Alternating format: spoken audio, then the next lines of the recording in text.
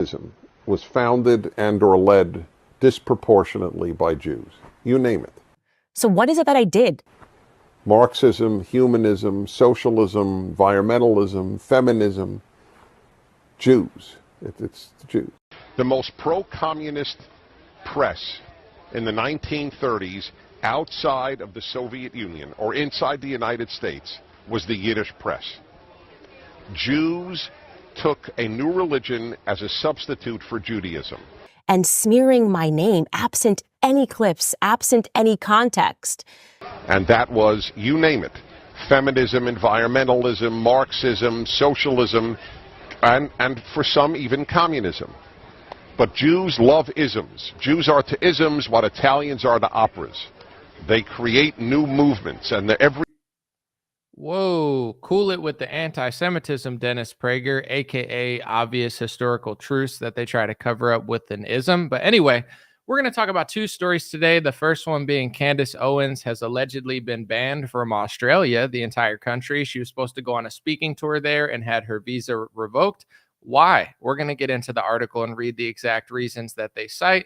But the main reason is, of course, that word anti-Semitism, which just so happens to be passed into speech law in America by Democrats and Republicans in almost every country in Europe. I believe dozens of countries it's already illegal, and they're passing the IHRA law. It's a global, basically Jewish Israeli speech law that says you can't say that they have power. So when you ever talk about it, they'll ban you from a country or something. I don't know, but I kind of do know. So we're going to talk about it today. And then the second story is all these right-wing, and people wonder why I like this topic so much, and I talk about it. I've talked about controlled opposition, conservatives, and Republicans. We found out that according to Vanity Fair, I know people will laugh at Vanity Fair, but they did a left-wing event, and a lot of left-wingers were shocked to find out that George Soros was funding a conservative magazine, and that conservative magazine just so happens to be posting articles calling Candace Owens an anti-Semite as she's being banned from countries, written by Chris Rufo. He's part of that little crew that cries anti-Semitism all the time. Isn't it just fascinating? As they ban you from countries, your own side is smearing you with the same smear that they're using to take away your stuff. A lot of this reminds me of the vaccine stuff, where everybody that was playing along was like, oh, you can't travel to countries or go on vacation. And like, I'm totally with you, but like, I'm not. It's like, I see right through this stuff. So let's talk about it. Give me a thumbs up in the chat if the audio's good. Give me a thumbs up on the video for the algorithm. Dream Rare Podcast starts now. It's going to be a good and informational yet controversial episode. Hope you enjoy. It's the Dream Rare Podcast. Welcome to the show. The way to get the news at the desk or on the road. Let's go. God is great and success in our control. The world is crazy, but we get better from obstacles. Yeah. What's going on, everyone? Someone. Nafisa Jackson says, you look bright-eyed and ready to go. That's my bright-eyed and bushy-tailed look. I'm ready to go. No, I'm just kidding. But anyway, TB made it to alive. Congratulations. Someone said getting old. I don't know what you're referring to, but we're going to get into the story, because before I start, I'm just going to go on a little rant, but then I want to get into the article of exactly why Candace Owens is being banned in Australia. This to me is the most, outside of like, obviously the election's important and everyone's going to go vote, etc. But outside of that, the two-party system, this is the most interesting topic to me that I like to talk about a lot. And it may bore some, but it's so important because it's like you're getting banned from countries now, right? I have a lot to say, but let's just get into why Candace Owens is banned, since that's the news story. So she was supposed to do some sort of Australian tour. If you're in Australia, you can't go to her show anymore. It's canceled. Australia bans Candace Owens from entering country due to anti-Semitism. This happens to be Jerusalem Post. I just picked them because they did a decent job covering it. Australia's national interest is best served when Candace Owens is somewhere else, said Tony Burke, the immigration minister. Candace Owens has been banned from entering Australia because she has a history of anti-Semitic, anti-Muslim, and transphobic comments, they said. From downplaying the impact of the Holocaust with comments about German SS officer Joseph Mengele through claims that Muslims started slavery, Candace has the capacity to incite discord in almost every direction, Burke stated. Jewish groups previously called for her visa to be canceled in August, with Burke telling the Sydney Morning Herald tickets to these events are selling for $100. I hope she has good refund policies. So one of the groups that was Jewish groups that was canceling her, the Anti-Defamation Commission called the decision a victory for truth. Let's read a little bit more. The visa cancellation of Owens, a known peddler of dangerous rhetoric against Jews and other groups, and unapologetic Holocaust denial, is a victory for the millions of Jewish souls and millions of others whose memory she has so shamelessly desecrated, the ADC said. And I think it's important to note that the Australian Jewish Association actually criticized the decision, saying that while her bizarre anti-Semitic conspiracy theories were, I guess, not good, that they thought that banning her would give more power to the theory that Jewish groups ban people or something. Like they were like, well, we don't agree with what she's saying. Like if we keep banning people or we keep getting people banned, then their conspiracy theories are going to seem more true. So, let's just get into this. Should I get into the George Soros funded magazine as well? Because I think it kind of goes hand in hand to how, as you're getting persecuted or as you're getting kicked out of places, the people that claim that they're on your side are kind of like working against you. I think we should get into this first. I was going to do a little rant, but let's get the information out there so people could see. Vanity Fair did a piece recently. It said, "Why is a progressive mega donor funding right-wing ideas?" At a recent get-together, little lefty magazines were roiled to learn that George Soros' foundation are supporting Compact, a publication that flirted with authoritarianism.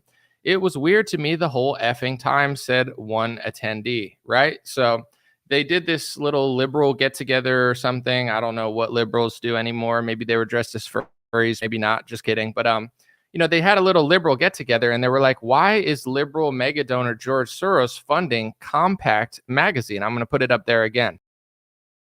This report recently broke like a couple of days ago. So they, like I said, liberal get together, and all the liberals were stunned to realize that their liberal donor darling was funding Compact magazine, which on the front is a Republican conservative organization. So let's get into Chris Rufo, who just recently wrote an article for Compact magazine smearing Candace Owens as an anti-Semite. Isn't it interesting how, not going to say who, because it's just this mysterious, thing that you just can't, label, but both sides are being funded. And then the Republicans, the fake opposition Republicans, will be like, oh, the left, he's doing the left, while they're writing for organizations funded by the person they claim to be against, because they have a commonality with that person, which is quashing hate speech. The fake opposition right is actually pro hate speech. They just can't tell you that because then their career's over. If they sat and told you, we actually agree with calling people hateful and, them getting canceled, but then we're going to act like we're shocked, even though we kind of got them canceled and we're calling for them to get canceled. But then when they get canceled, we're not again, like, they have to play this game of like, we believe in free speech and discord and discourse. And it's like, all right, bro. Anyway, Chris Rufo is, he calls himself leading the fight against the left-wing ideological regime. Wow, that's so cool. I guess he was some sort of documentary filmmaker. I know he works with DeSantis in some ways. He worked for the Claremont Institute, the Heritage Foundation, the Foundation Against Intolerance and Racism. He's a right-wing media darling. He's like fighting the left and the radical kid thing they're doing. Cool. Awesome. Good for you. So he's also writing for Compact magazine, which we found out this week is funded by George Soros. And let's see the article that he's doing, Against Radicalism, Left and Right by Christopher Rufo. So he writes for the Soros-funded magazine, according to Vanity Fair. Let's see what he's writing about this week while Candace Owens is getting banned from Australia. Whoa, what do you know? He's calling Candace Owens an anti-Semite. After talking about Kanye West, he writes in his Soros-funded magazine, or Candace Owens, who, although always controversial, once understood where the lines lay. What does he mean by that? He's like, Candace Owens once understood where the lines were, and then she crossed the line. I know what the line is. Pick me, teacher. Hold on, let me get a sip of my coffee because I don't get to really drink that much. I'm talking, I'm working, I'm planning. Call on me. What's the line of conservative media? I know.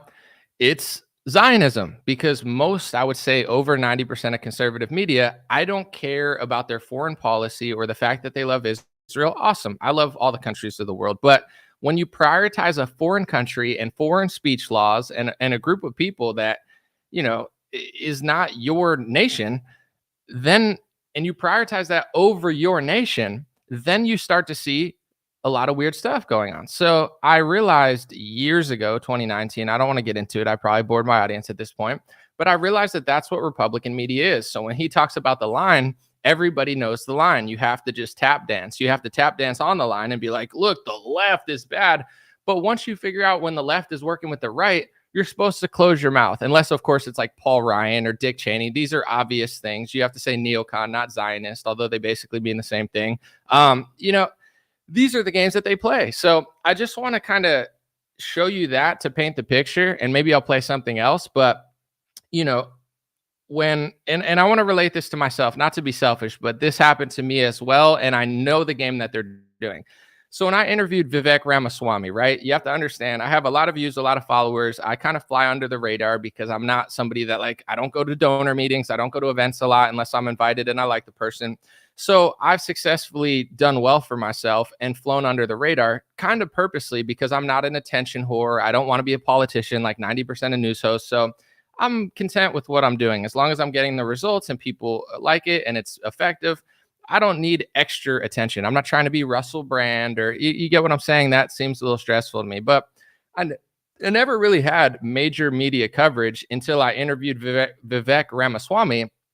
And instantly, there was this massive media push. It was like almost they had it archived, right? Anomaly is an anti-Semitic YouTube channel. That's what they were calling me. Even though I just interviewed with Roseanne, I just slept over at her family's house. Not with that. People are going to make that weird, but it's like I'm friends with their family.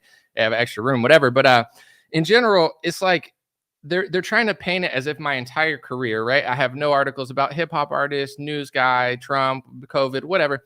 It's like anti-Semitic YouTube channel. And it wasn't started by the left-wing media. It wasn't started by CNN. It was started by a Republican Zionist media publication. So it was planted, and then it ended up in Israeli news. It ended up in left-wing news, right-wing news. They planted a hit piece on me to call me an anti-Semitic YouTube channel and an anti-Semite. Are my feelings hurt by that? A little bit, but at the same time, I know what they're doing. They're trying to get me banned from foreign countries. They're trying to get me banned from YouTube. They're trying to get Jewish people and Jewish groups and Zionist groups to hate me and to threaten me. And I'm not going to cry because everybody has their First Amendment and everything's not like an attack just because they talk about you.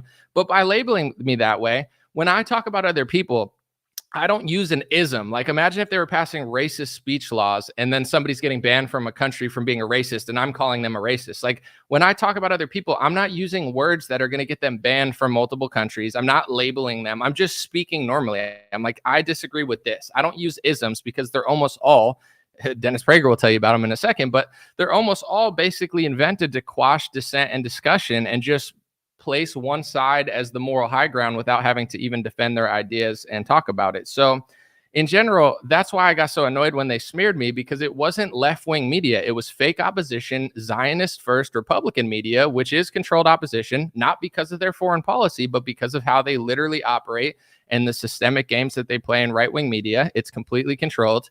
And, that's what they do. So when Chris Rufo writes this article for a Soros-funded magazine, we're finding out, do you think he doesn't know that there's anti-Semitism laws that will get you jailed in multiple countries? They always talk about communism and Bolsheviks and socialism. Well, what about the socialist Bolshevik style laws that are in Australia, that are in Germany right now? I think there's 17 countries that you can go to prison for anti-Semitism, not an action, a thought, or a speech crime. A speech crime and thought crimes exist all over the world. And one of the most prominent speech and thought crime in the Western world is anti-Semitism. It's questioning history. It's talking about groups that you notice doing things orchestratedly, like the World Jewish Congress. It's a world Jewish organization, but if you say Jewish people work on a global scale to benefit themselves, then that's anti-Semitism, even though it's literally factual and on 50 different websites of organizations. But you're not allowed to say it because that's the West. The West is under these Bolshevik style speech laws. And everybody knows that. Prager knows that. Shapiro knows that. Rufo knows that. Like, these people do what I do. They're full-time journalists to some extent, or news people, or personalities, or activists, or whatever they call themselves. So the point, if you're following me and not getting too emotional, they know that you can get jailed in 17 countries for an anti-Semitic thought or speech crime. They know you can get banned from countries. They know you can get banned from social media or suspended, yet they keep writing articles calling you an anti-Semite. And then when you get banned from Australia, they'll go, I didn't mean for that to happen. You did.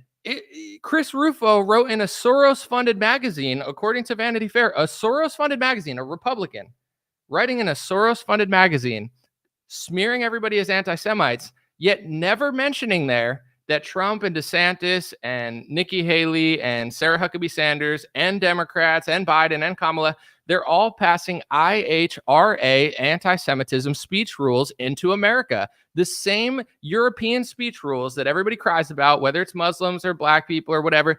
I'm against speech rules. People should be able to talk about race or religion, white, black, Asian, Jewish, Mexican. I don't care. Everything's not racist and sexist and anti-Semitic. Some things are true and some things are not. So we have to have discussions to figure it out. But if everything's racist and anti-Semitic, then we're just a conquered country and we're just like Europe and Australia. So as Australia bans people, as Australia jails people, as Europe bans people, as Europe jails people, the Republican Party, funded by Zionist donors, okay, this is why they call me an anti-Semite, because I realized that mega Israeli, Zionist, American, Jewish donors, that's just what they are giving Trump and the Republican Party hundreds of millions of dollars. And as soon as they give him the money, he does things for Israel. And one of those is the speech law and speech rules, the IHRA speech rules, which somehow are being passed into most European countries, America, Australia, etc.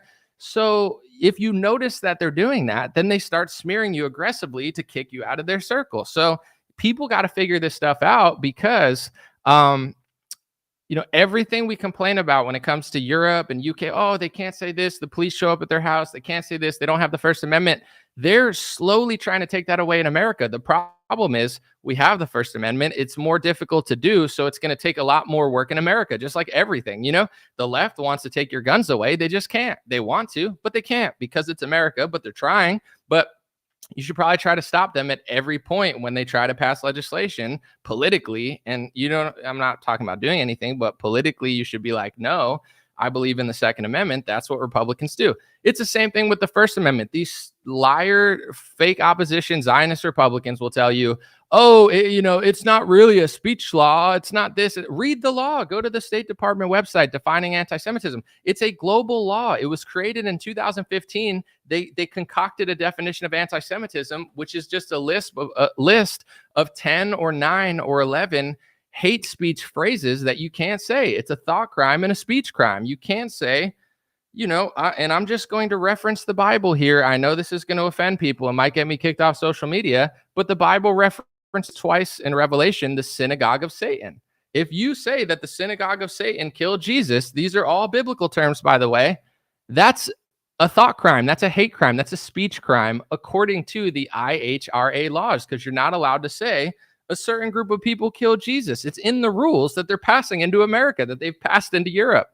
And it's people like Chris Rufo, people like Seth Dillon, people like Ben Shapiro, Matt Walsh plays stupid. He's the useful idiot that just toes the line for the Daily Wire. It's people like this that act dumb like it's not happening. So just remember, when they write articles like Chris Rufo did, and they're calling you an anti-Semite, here's all I ask, right? If you're a journalist and you're going to accuse somebody of hate speech, first of all, you're a pussy, because it's like, oh, that's like me being like, Chris Rufo's a racism and race. Just say what you mean, bro. Tell the exact part that you disagree with Candace and say she's wrong about this part of history. She's wrong about what she says here. They never seem to be able to do that. So they just cry ism, because that's all they could do.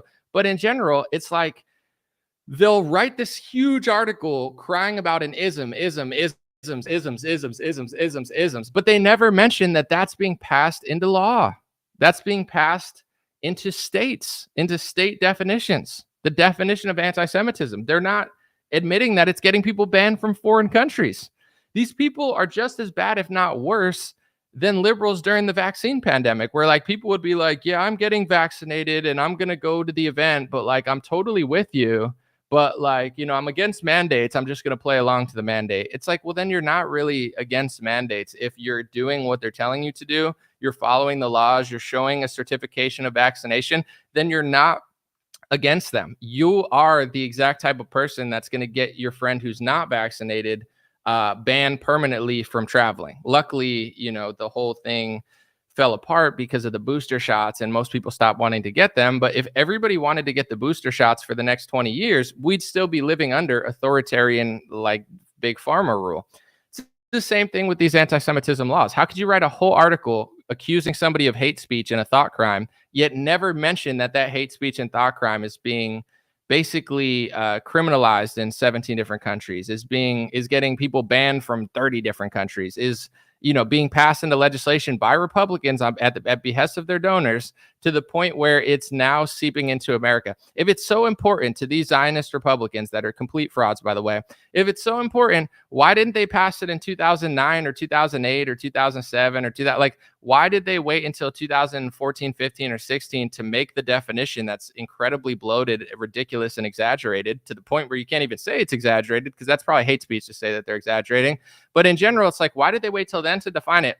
And then why has it only been passed in the last 3 or 4 or 5 years? And it's so obvious to anybody that pays attention. It's like, do you think that people's thoughts are going to go away when you try to criminalize a thought or say that a thought is hate speech? Does that make the thought go away? If you read Chris Doofus or whatever his name is, you read Chris Doofus's article, he doesn't even articulate exactly what he starts saying. Conspiracy theory. Like, that's like his whole, let me see the exact thing again.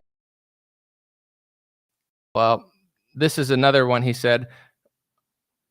I'll find it in a second, but he's like, Candace Owens is conspiracy theory. It's like, can you articulate? Because I'm sure she said things that are wrong. I'm not saying she's got like a flawless track record, but it's just like, can you articulate which part you disagree with out of her speech? Because I could do that if I disagreed with her. But you understand what I'm saying? It's like he just says, oh, the ism is so bad. And it's like, bro, here's another part of his article. I forgot to bring this up.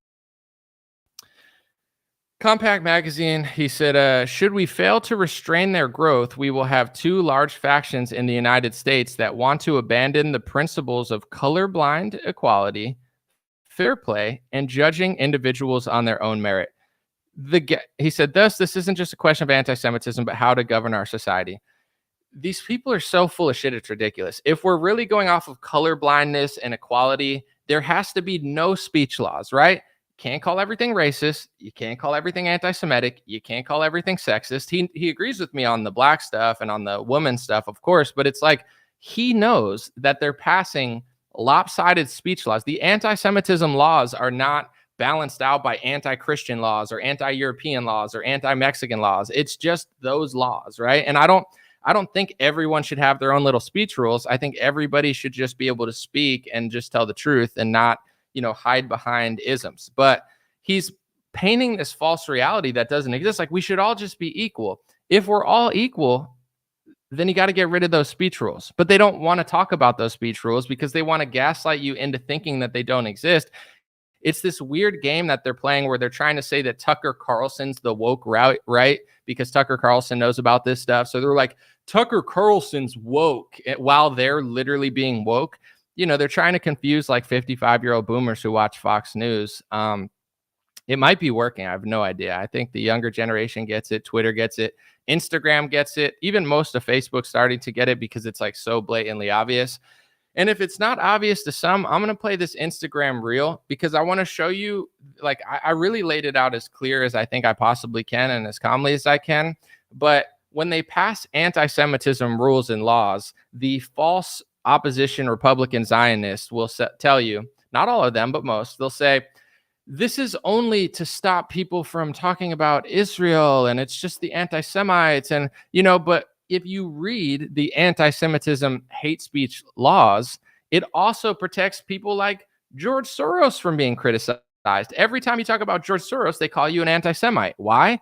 because he, based on his ethnicity, is protected under the lopsided and completely bloated anti-Semitism rules. So this is how the false opposition sets you up with the very people that they claim to be fighting. And in some cases, they're writing for his magazine or a magazine that he funds. You can't script this stuff, folks. Like I've known who these people are for years now, and it seemed like Looney Tunes until it all starts coming out. But if you don't understand it after this Instagram reel, I don't know what to say, because I laid it out so clearly. They're being called anti-Semitic in India, even though they're pro-Israel, because they noticed that George Soros seems to be funding certain politicians there, or they claim that he is. I don't know if he is.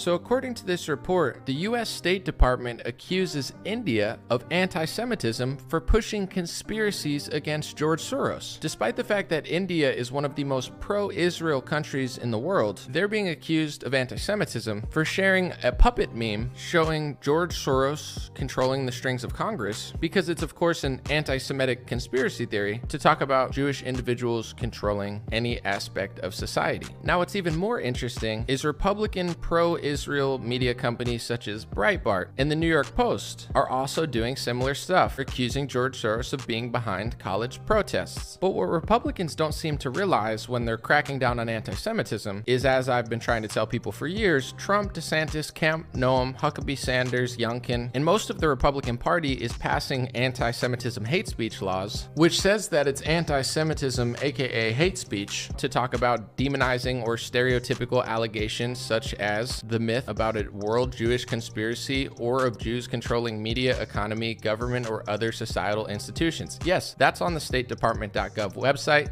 Yes, that has been passed into law in multiple states, including Texas. Yes, in some cases that would make criticism of George Soros anti-Semitism. And despite what Ben Shapiro or Republicans try to say on their media shows, that definition of anti-Semitism is way broader than what I just shared with you, and it's being passed into law all over America. I think most people get it, but I know because I'm live on Facebook and YouTube, but I don't want to spend too much time on a few people. But like everyone all of Twitter gets this now. Most of Instagram gets this. The only faction of society right now that doesn't understand the concept that I'm talking about, for the most part, obviously there's like brainwashed liberals and stuff, but it's like Facebook boomers ages like 50 to 80 that were brainwashed by the Schofield Bible. They're the only ones that can't process what I'm saying. They're like, Candace is hating, plain and simple. I could say that you're hating when you talk about border security. Imagine if you said, I don't want these Haitians in Springfield. And I just said, you're racist and you hate black people and you should be banned from Australia because you said that. You'd be like, no, I'm not racist. It's like, idiots.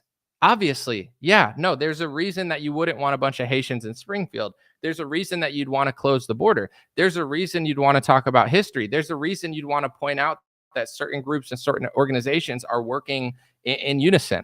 There's a reason to talk about everything. Everything's not hateful all the time, but the same Facebook Republican boomer idiots, and I'm sorry because you guys are a huge part of my revenue, so I should stop making fun of you guys. But in general, it's like 40 to 70, 90 they just can't figure this stuff out. We're like, it's just so hateful. And it's like, do you want those same rules applied to you? Because I could say that everything you think is hateful, and you'd be like, it's not.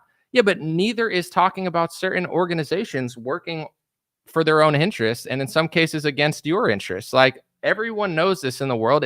It couldn't possibly be more obvious at this point, but there's still like some people that they just can't process it. They're like, but Ilhan Omar, blah, blah, blah. And it's like so dumb, That's why I become a lot more patient and calm with stuff, because at the end of the day, everybody in America, they want this country that's like, oh, I want to make it great again. It's like, well, when it was great, nobody was fat. Everybody's fat now. So if you want a great country, stop being so fat. And I know that sounds kind of like rude, and it's probably not the smartest thing to say, but it's true. Like everybody wants this past that doesn't exist anymore, but nobody wants to work for it and put in the mental and physical work to get back to greatness. If you want a great country, be great. If you're not great, if you're out of shape, if you're lazy, if you're just yelling and, then you're just a product of the times, and so is everybody. So then we get a bunch of we get the country that we get, and hopefully Trump can crush because he's the best option. But in general, it's like,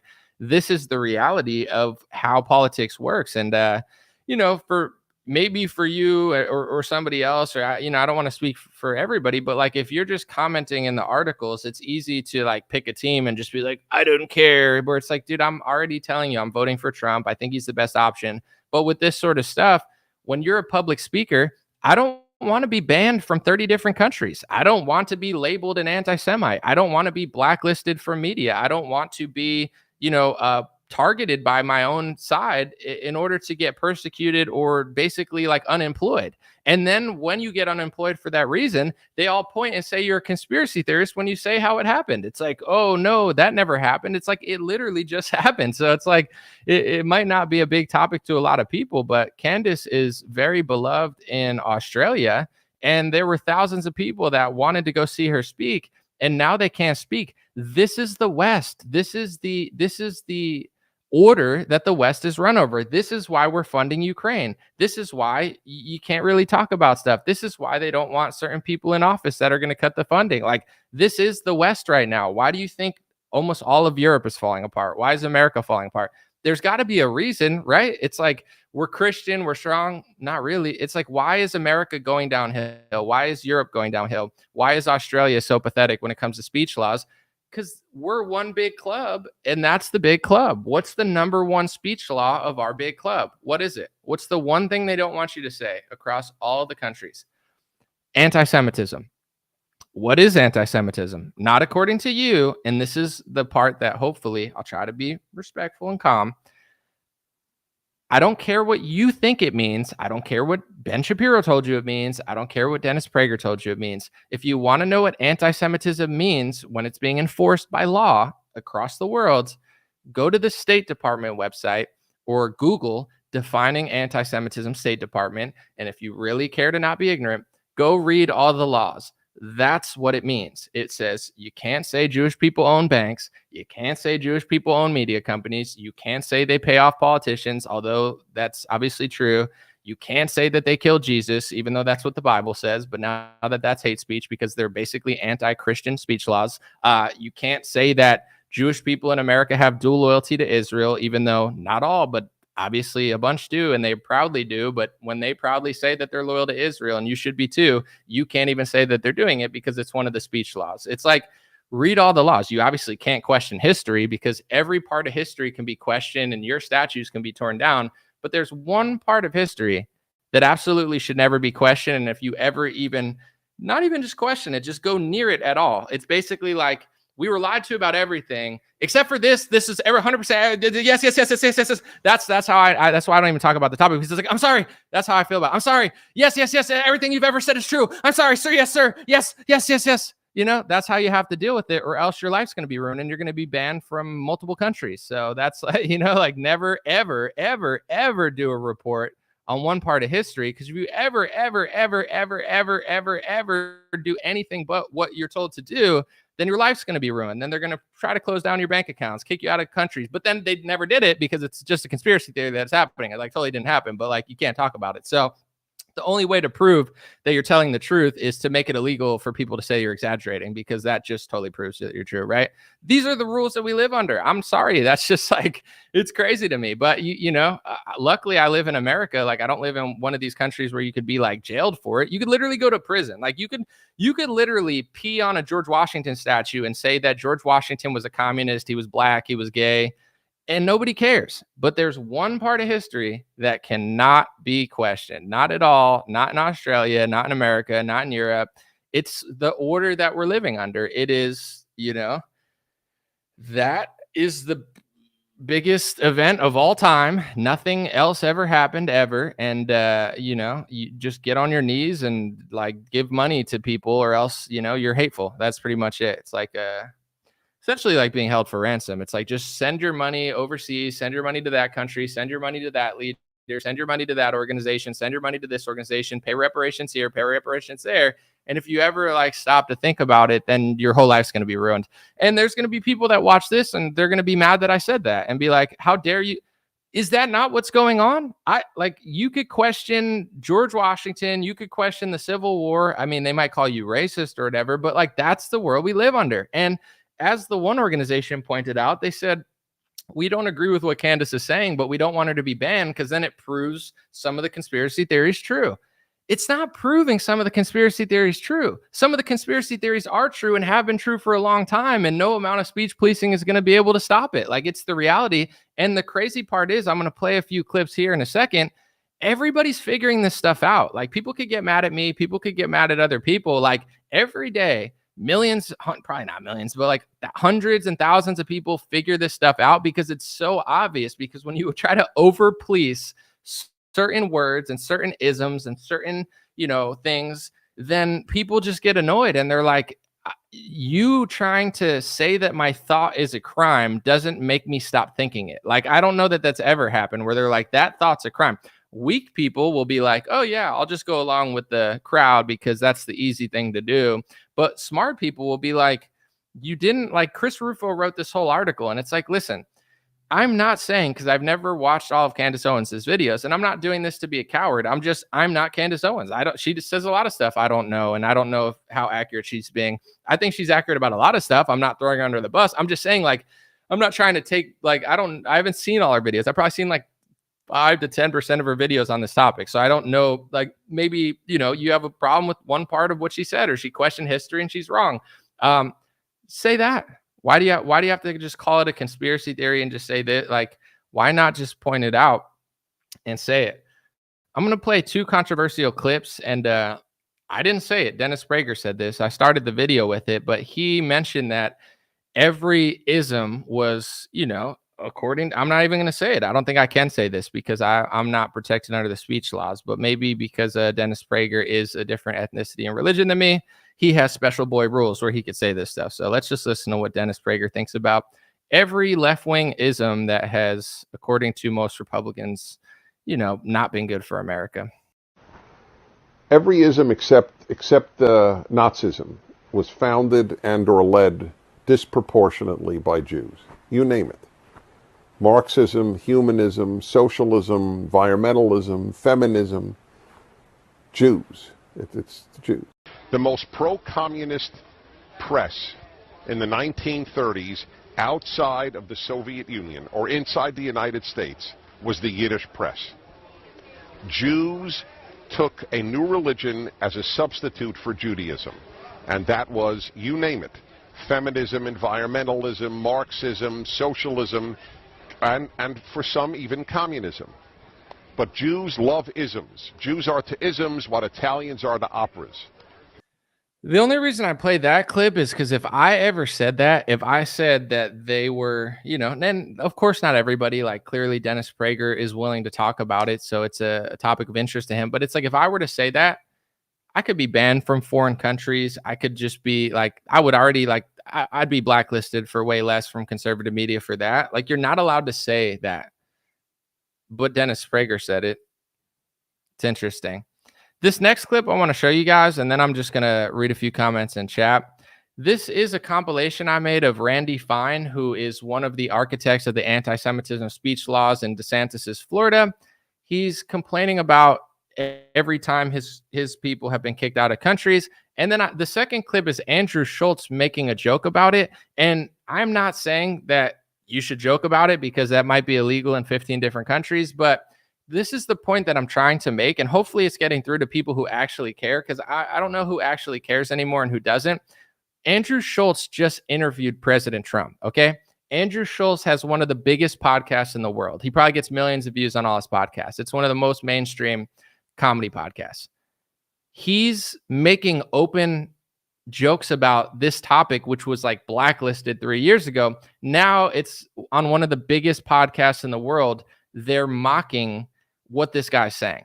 If you actually care about anti-Semitism and hate and Israel and Jewish people, etc., you have to understand that policing speech does not work. It's backfiring so crazily, tremendously that like reality works. If you just do the right thing, people will realize. Of course, not always, but it's like everything that they try to police that's not fair, it always balances back out. And then like if you're trying to be like, listen, none of my people ever did anything wrong ever, and it's everyone else's fault always. It's like no one's going to believe that. You could police it. You could throw people in jail. You can kick people out of countries.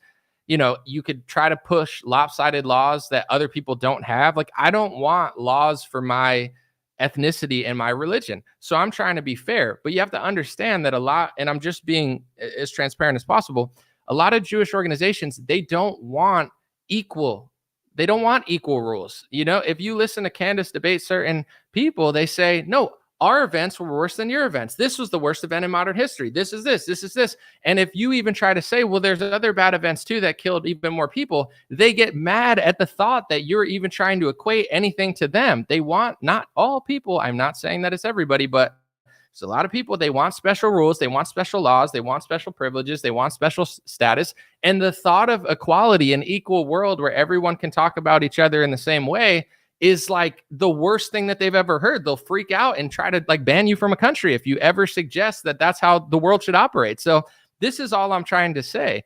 I like everybody from like, I mean, I don't like everybody in the world. Let's be honest. There's terrible people from all over the place, but there's also great people from everywhere. No matter what the press says, no matter what they try to say, I like people from every country. I like people from every religion and race. Like, humans are humans. Human beings are incredible. There's great people from Israel. There's great people from Palestine. There's great people from Russia. There's great people from China. There's great people from America. There's great liberals who are great at some stuff, just not politics. Like, I'm not a hateful person by nature. I'm just not, because I like human beauty and greatness. Like, I love watching like a great show of athletes or, someone performing where it's like, it doesn't matter where they're from. They're Black, they're Asian. It's like, they just crush. And I love humans crushing. So nothing about me is hateful.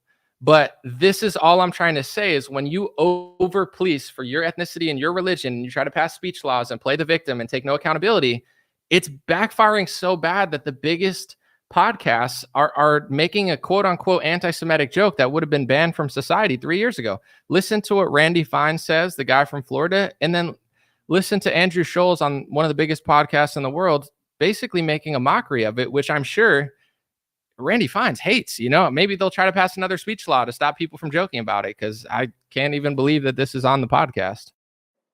We are a people that has been kicked out of every place we've ever lived for 2,000 years. Every single place. Because they've underneath chased out every place they go. That's great. That is, somebody said, the funniest joke. They said, because Jews have been literally kicked out of every single country that they've been in outside of America. I think literally every. We are a people that has been kicked out of every place we've ever lived for 2,000 years. Every single place. But this is something that you hear a lot, and it's something Jews talk about a lot, and to explain like the victimization they've went through for thousands of years. Mm-hmm. And somebody said, hey, if your friend got kicked out of like every bar that he ever went in, would you be like, man, them bars are fucked up?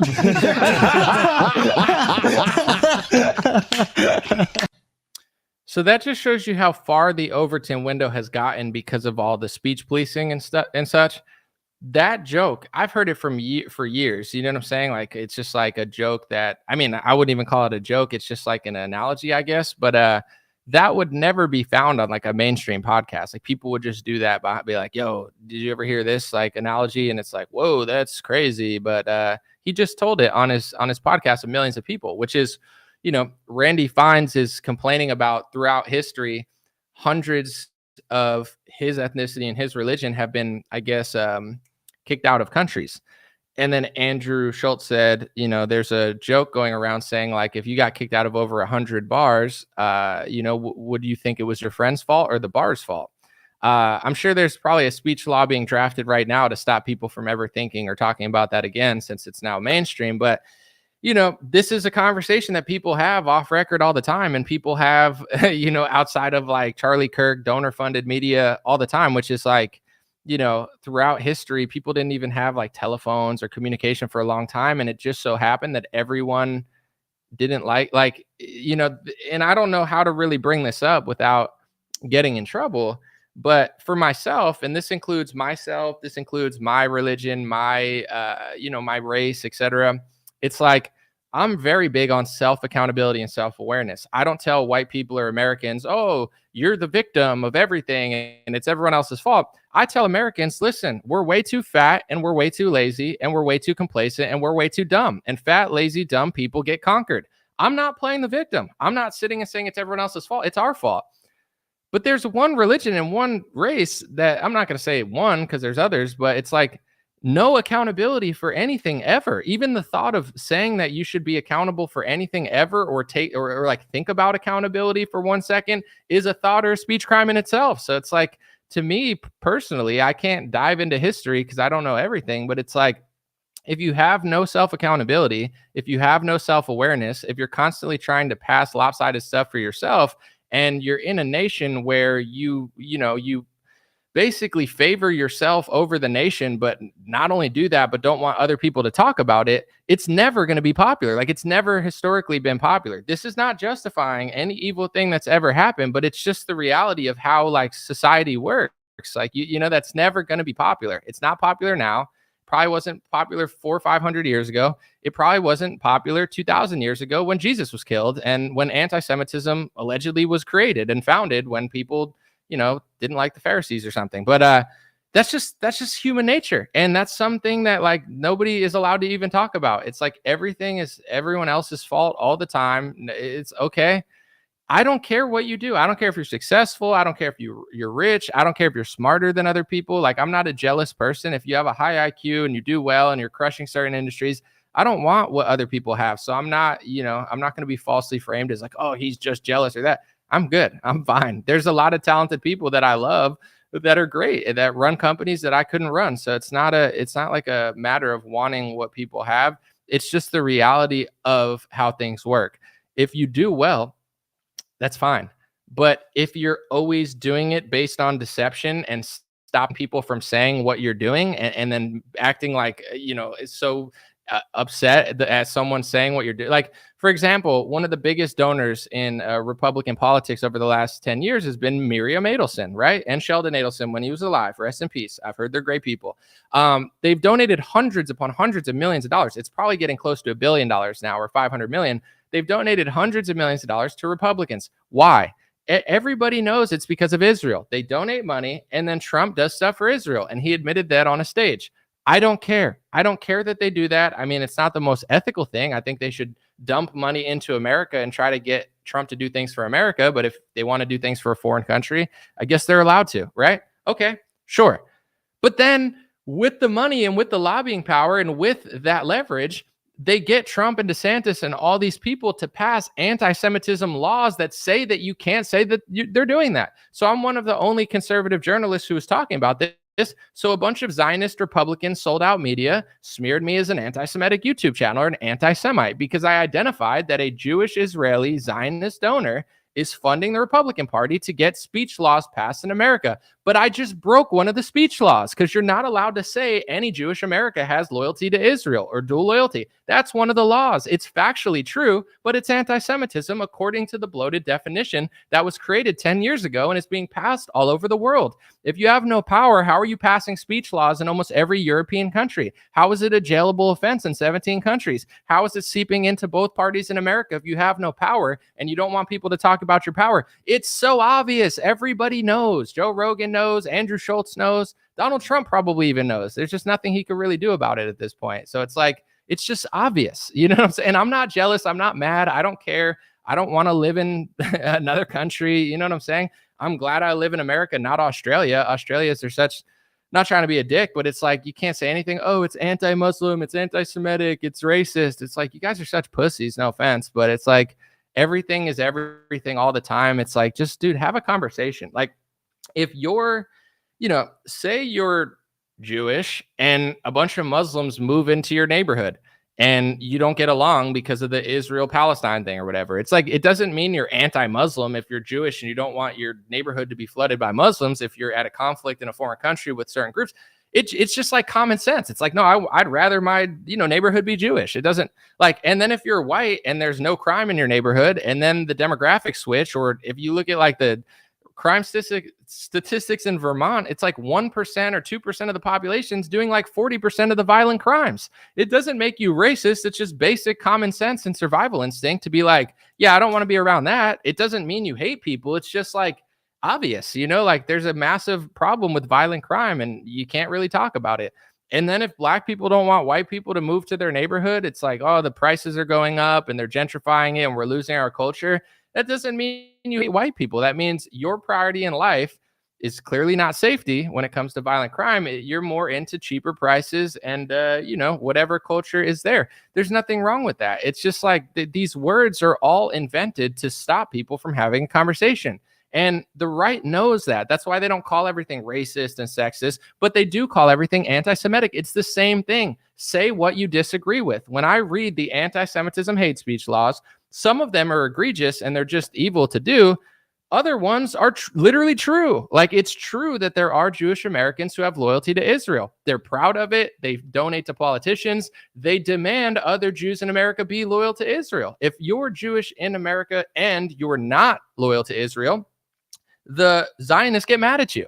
They demand that you're loyal to Israel. Okay, you want them to be loyal to Israel based on ethnic and religious reasons? Sure. But then you pass a speech law that says that you can't say that you have loyalty to the country. That's why people don't like it. It's not the success. It's not the power. It's not the money. It's the deception. It's the subversion. It's the lack of self-awareness and self-accountability. That's just a fact. So it's like the more people ignore that, it's becoming mainstream on podcasts to crack jokes that like no one would have dared uttered publicly like 5 years ago. And now Andrew Schultz feels totally comfortable just saying it out loud because it's like, yeah, everybody's thinking it, but nobody wants to say it. So what does that mean? It's a thought crime.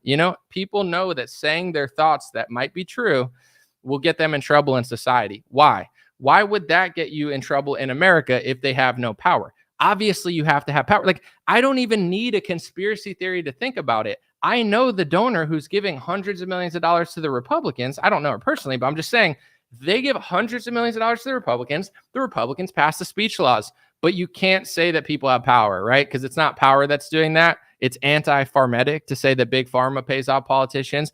No, big pharma has swallowed up the television industry due to their advertisements. Big pharma is in cahoots with Facebook and YouTube. It's not a hate speech, anti-vaxxer conspiracy theory.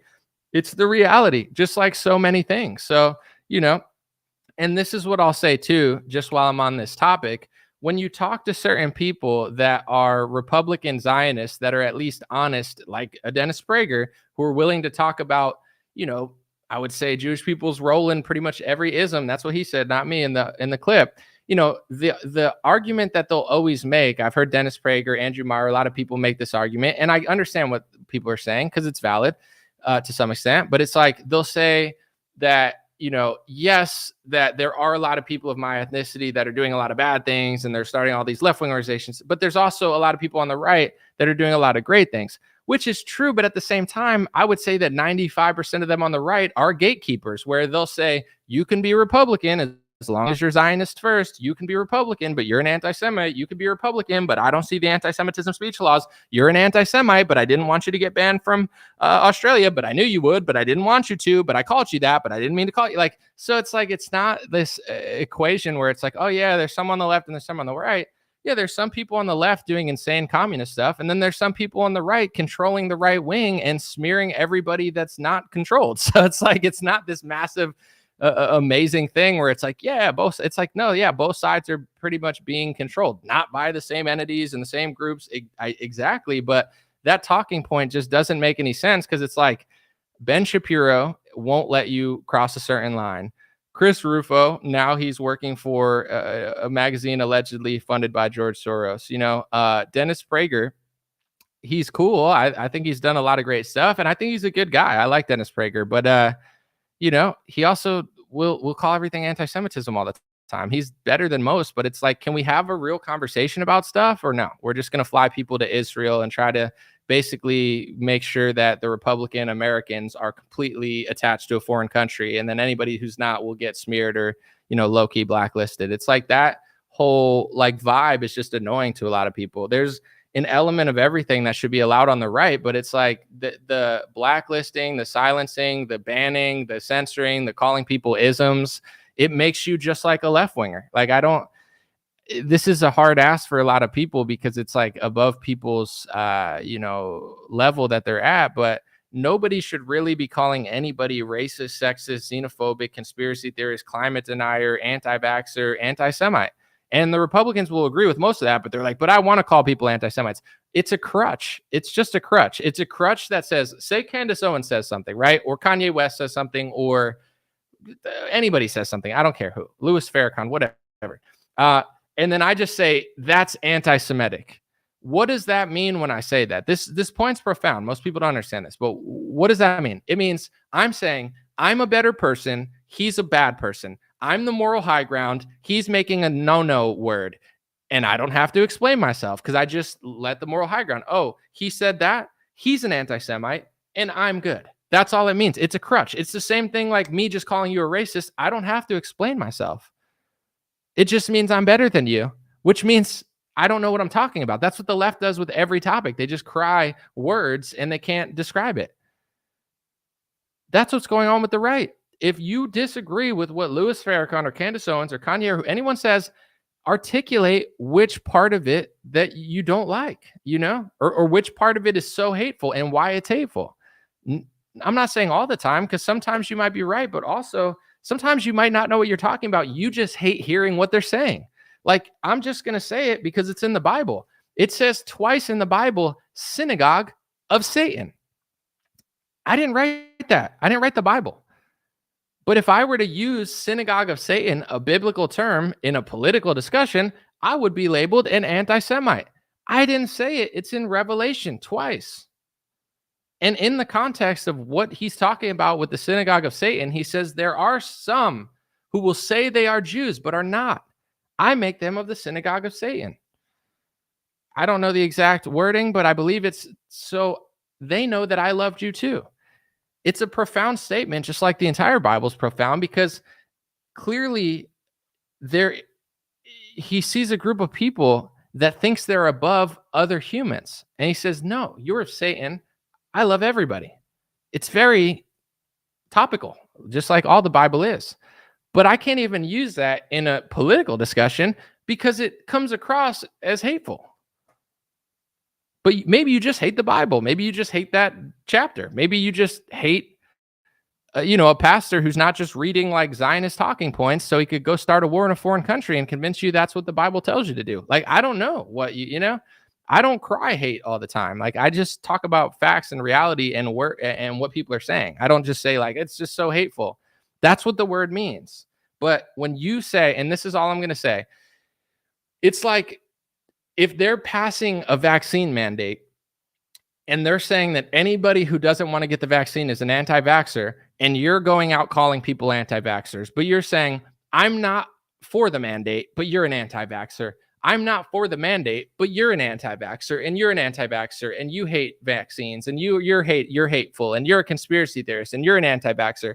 But I am against the mandate. I'm on your side, but you're being an anti-vaxxer. You're not. You're on that side. It's the same thing with anti-Semitism. It is the number one speech law in the West. It is being passed into legislation in America. And most Republicans are closing their eyes and ears because they're on that side. They're just pretending like they're not. They're fake opposition. They just have to talk about it once every 5 years when the dam breaks and they have to do a PR stunt. And then they go right back to shilling and writing articles calling people that word. It's the same thing. If you're serious about free speech and you're serious about the First Amendment and you're serious about not letting America turn into Australia and Canada and Europe, then we need to get rid of all the speech rules. And Facebook and YouTube, we need the Facebook and YouTube to have the First Amendment as their policy platform, or at least closer to X. It's not perfect, but it's closer. Or else you're on that side. And that's what the fake Republican opposition is. The left does this and the right just pretends to fight them while they're working with the people passing the speech laws. And they're getting funded by the people passing the speech laws. And their job a lot of times in conservative media is to gatekeep and write articles about gatekeeping. And they know exactly who knows what they're up to. They probably have lists. That person's not controlled by us. That person has too high of an IQ. That person loves the country more than our agenda. That person, is able to fund themselves without our donor money. Let's make them look crazy and turn all the Republicans against them so they never know that the speech laws are being passed. That's what's going on. They're not going to tell you that that's what's going on, but that's what's going on. I know for a fact, and I hate to make it about myself, but I know about my career more than anything because I lived it. That's when they started calling me anti-Semitic, the Republican media. It's not when I talked about Israel. I never talked about Israel. I didn't like I was pro-Israel. It's like even now I'm not pro or anti-Israel Palestine. I'm an American citizen. I'm not an Israeli and I'm not a Palestinian. I obviously have opinions about what's going on over there, but it's not my country.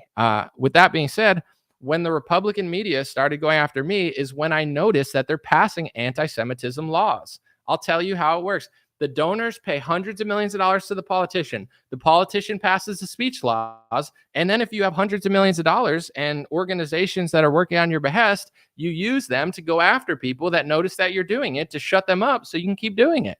Because the second that the speech laws go away is when everybody figures out that it's happening.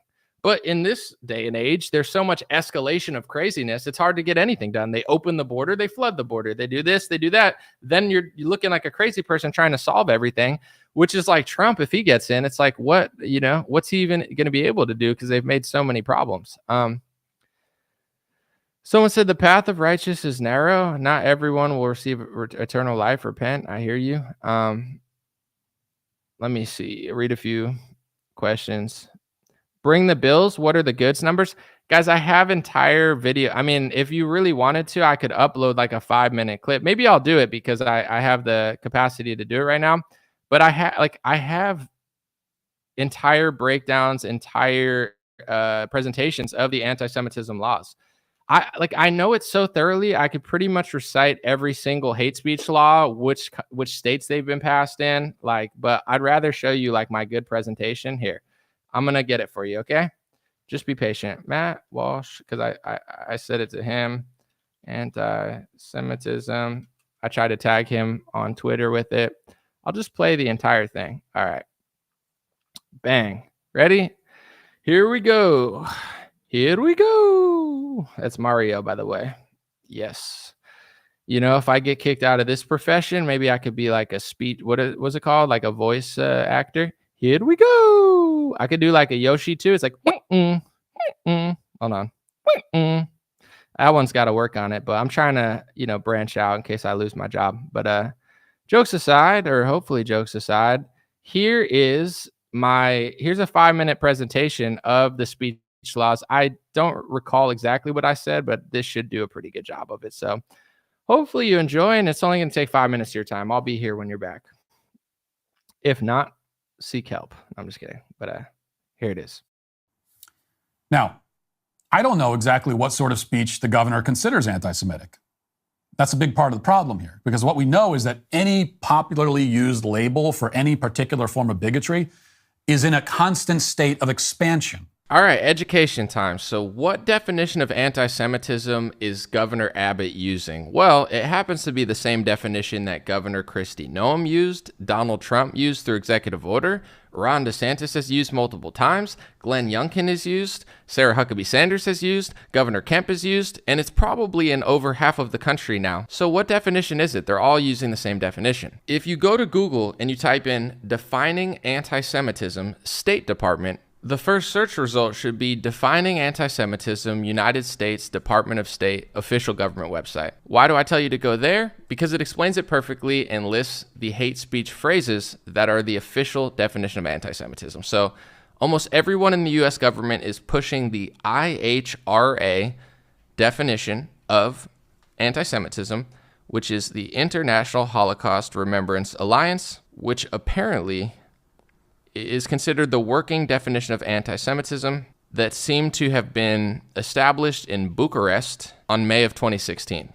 You could read more about it there, but let's get to the part that everybody's wondering. What are the hate speech laws? Because they're all passing these exact ones. Let me just read a few, because I don't want to go through all of them. Making mendacious, dehumanizing, demonizing, or stereotypical allegations about Jews as such, or the power of Jews as a collective, such as, especially but not exclusively, the myth about a world Jewish conspiracy or of Jews controlling media, economy, government, or other societal institutions. Let me give an example of how this rule, which is extremely broad because it says especially but not exclusively, let me show you how this has backfired on somebody who has been passing this as their working definition. Ted Cruz with Tim Kaine has passed a resolution to try to shut up people in government and Congress from being quote unquote anti-Semitic. And of course, they use this definition of anti-Semitism like everyone in government always does. But then he said something about Bloomberg owning media, which he does, and Ted Cruz was smeared by the media as anti-Semitic. Of course, Ted Cruz isn't anti-Semitic, but he actually kind of is because he's legally changed the definition of anti-Semitism and then broke his own hate speech laws. Trump has done the same. Well, you know, the biggest change I've seen in Congress is Israel literally owned Congress. You understand that 10 years ago, 15 years ago. And it was so powerful. He said at one point that Israel used to literally own Congress. And of course, he's just talking, but it is considered anti-Semitic since he himself did pass an executive order in 2019 that defined what I just read as anti-Semitic. So the press smeared Donald Trump as anti-Semitic, and he's been called anti-Semitic over multiple things. I don't think Donald Trump is anti-Semitic if I were to define the word, but my definition doesn't matter. It's what they passed through law, and Donald Trump has played himself and passed a definition that he constantly betrays. He's either an idiot or a puppet. I don't really know. It's embarrassing. Anyway, here's another one of the hate speech laws, accusing Jewish citizens of being more loyal to Israel or to the alleged priorities of Jews worldwide than to the interests of their own nations. So if you say that any Jewish person in America has dual loyalty to Israel or loyalty to Israel, that's considered anti-Semitism by law in certain areas.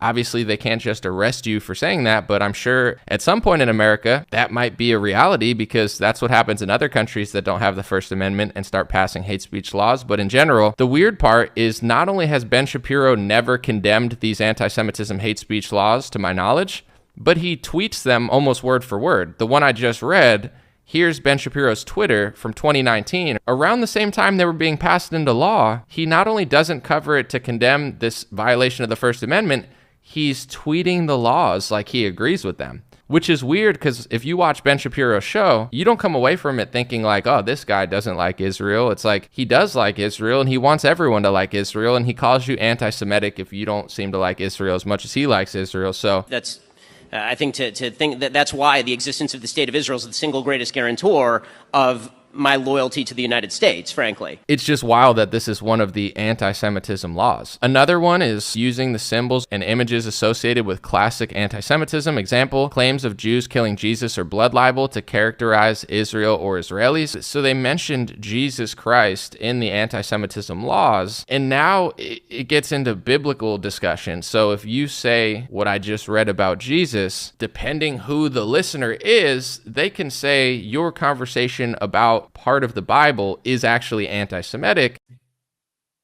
All right.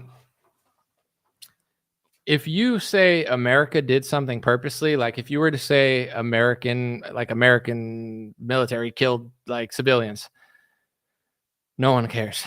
If you were to say Israel, like if you ever say Israel did something purposely, Ben Shapiro accuses you of blood libel, which just so happens to be in the anti-Semitism rules. So he has these special rules for his ethnicity and his religion that he'll accuse you of blood libel if you ever suggest that the country that he likes did something purposely. Like literally, it's like a global law that you have to just say, you're perfect. You've never made a mistake. Your people are doing everything ethically. Like if you don't do that, you're guilty of blood libel, which is being passed all over the West. Fascinating stuff. But yeah, I mean, that was a good explanation of it. I mean, I have a whole video that has like a whole breakdown like that. But the first one is like, or the second speech law, I think, is you can't talk about a myth of a world Jewish conspiracy. There are organizations like the World Jewish Congress that are literally saying that they want people to be jailed for anti-Semitism, thought, and hate speech crimes, but you can't talk about it. This is where these organizations overplay their hand and why people hate them. It's like, it's one thing to do something, right? It's one thing to censor people, but then it's another thing to say that it's hate speech to say that you're doing that. Like, it's so ridiculously douchey that like everybody hates that. You know, it's like, we want to jail you for doing this. And you're like, okay, what's your name? World Jewish Congress. Okay. So there's a World Jewish Congress. They're like, whoa, relax, you anti-Semite. That's a conspiratorial myth that there is any, worldwide, conspiracy of Jewish people working together. It's like, I can name 10 organizations that are global international Jewish organizations working for global Jewry, essentially, like that's what they would call it back in the day. Now it's a conspiracy theory, but you could find articles from like the 1900s where like world Jewry would like write articles as like or Judea, like they'd call themselves like a global organization of Jewish people. Like they've always been really ethnically and religiously tied to each other worldwide. But for some reason now they want to pass speech laws all over the West to say that it's a conspiracy theory, to say that they're doing it, which is crazy. But I mean, that's the world we live in. Anyway, read a few comments. Let's see. People are bringing up the fact that Trump is, this is why, like, on domestic issues, I like a lot of what Trump does. I think he's good at foreign policy, but I don't really have, like, huge expectations for Trump. I think he's better than Kamala. I think he's the real president. I think he deserves to win. He's the adult in the room. That he has a pulse. He's funny. But I'm not one of these like Trump, coattail riders in a sense of like, I know who he is. I'm not going to be shocked when he does what he did last time. And, we'll see what happens. I hope he does better. But of course, he's gotten so much money from Miriam Adelson. He'll probably, he's like, the first day I get in office, we're cracking down on the anti-Semites. It's like, all right, bro, what do you mean by that? Like, do you mean the speech rules that you pass into legislation? Because when Trump or Republicans say anti-Semites, all their brainwashed supporters think like, oh, they're going to go after Palestinians, or like, they think like the lowest level, like Fox News, Ben Shapiro babble, like, oh, they're going to kick Ilhan Omar back to Somalia. But they don't know what anti-Semitism really means on a global definition scale. They just assume that the Zionist propagandists that they watch and have fallen in love with are telling them the truth. So they think like, oh, he's going to kick out the bad guy, but really Trump is working to, do some really unethical, or I would say un-American stuff on that topic. But we'll see what happens, because as people are pointing out, the First Amendment is still really strong. So although they do all these speech rules and speech laws, it's hard to fully enforce in America, but that's why they usually just try to like destroy your life in a corporate sense, or like smear you to the point where nobody wants to work with you. That was always I think the strategy for a while, but here's the issue is like nobody really cares anymore. Like if you watch like these guys like Aiden Ross on Kick and stuff, he's Jewish, but he doesn't care. He talks to like Nick Fuentes and Sneeko, and they talk about this stuff all the time. The younger generation doesn't care. Rumble and Twitter have created websites that don't really care. And I think the days of like that censorship being so astronomical, they're pretty much done. So, it's like the corporations have lost a little bit of steam on that topic, but I don't know which way it's going to turn. I just know in the last year or two, I've been seeing it more and more. Like Twitter is just feel like all the Zionist propagandists are getting ratioed on Twitter every single day. I post something on Instagram and I just say, what do you think? And like everybody in the comments says stuff that's like on this topic. I feel like most people are kind of figuring it out. It's just so obvious. And I'm somebody that believes like at the end of the day, the truth will always come back. Like society can get so deranged, like even with all the like the childhood like hormone stuff and everything, it's a whole nother topic, because also like the technology now is like so good and the pills are so like, there's so much stuff. It's just crazy. But anyway, it's like everybody's becoming more conservative and Christian now. Like you see like country music becoming more popular. Women want to homestead and make butter and wear sundresses. Why? Because being a degenerate is not fulfilling. So it's like, I'm not in a rush like I used to be. I think when I was younger, I thought I was going to change the world. I thought I was going to be an activist. Now I have goals and stuff, but I'm trying to be more patient, because it's like I'm not going to, like people are like, what about Trump? Kamala is sold out too. So that topic doesn't matter. You're not voting your way out of that topic. So you might as well get Trump in. But with that being said, it's like, no matter how much people try to fight, no matter how much they censor, no matter how much they kick people out of countries or whatever, everyone's going to figure it out eventually, like they always do. Like, it's just obvious. So it's like all this, it's like working against reality is just, it must be so tiring. I almost feel bad for people that do that, because it's like, if I have a podcast and I'm like, up is up, down is down, left is left, right is right, and the sky is blue, and I'm crushing. And then there's people like in legacy media that are like, down is up is down, everything's racist and anti-Semitic and xenophobic and racist, and we need to kick them out of country. It's like, that's just like such an exhausting way to live, where it's the people that are working against God and nature and reality, they're always going to lose because it's not real. It's like you might be able to accumulate a lot of wealth. You might be able to, take over media companies or whatever, but eventually you're going to lose because like you can't just lie forever. It's exhausting and people will see through it. Or if you win with the lie, you're going to just destroy everything that's awesome and then everything's going to suck anyway. So it's like, imagine being a billionaire and destroying America. And it's like, now it sucks. Like, I live in Seattle. Seattle sucks now. Los Angeles sucks now. New York is a shell of what it once was. What's the point of being rich and successful in a country that's like falling apart? Like, it's just like, I'm not really concerned with all the lies and the cover-ups because it's like they're not going to work. Like, I don't know how long it's going to take, but I've watched in the last 5 years things that seemed crazy become like a mainstream podcast conversation. Like, and all these podcasts or comedians, they don't care. They're not, they get called names and stuff. They don't care anymore. So I'm not angry. I'm not upset. I'm not, like it is what it is. I'm just talking.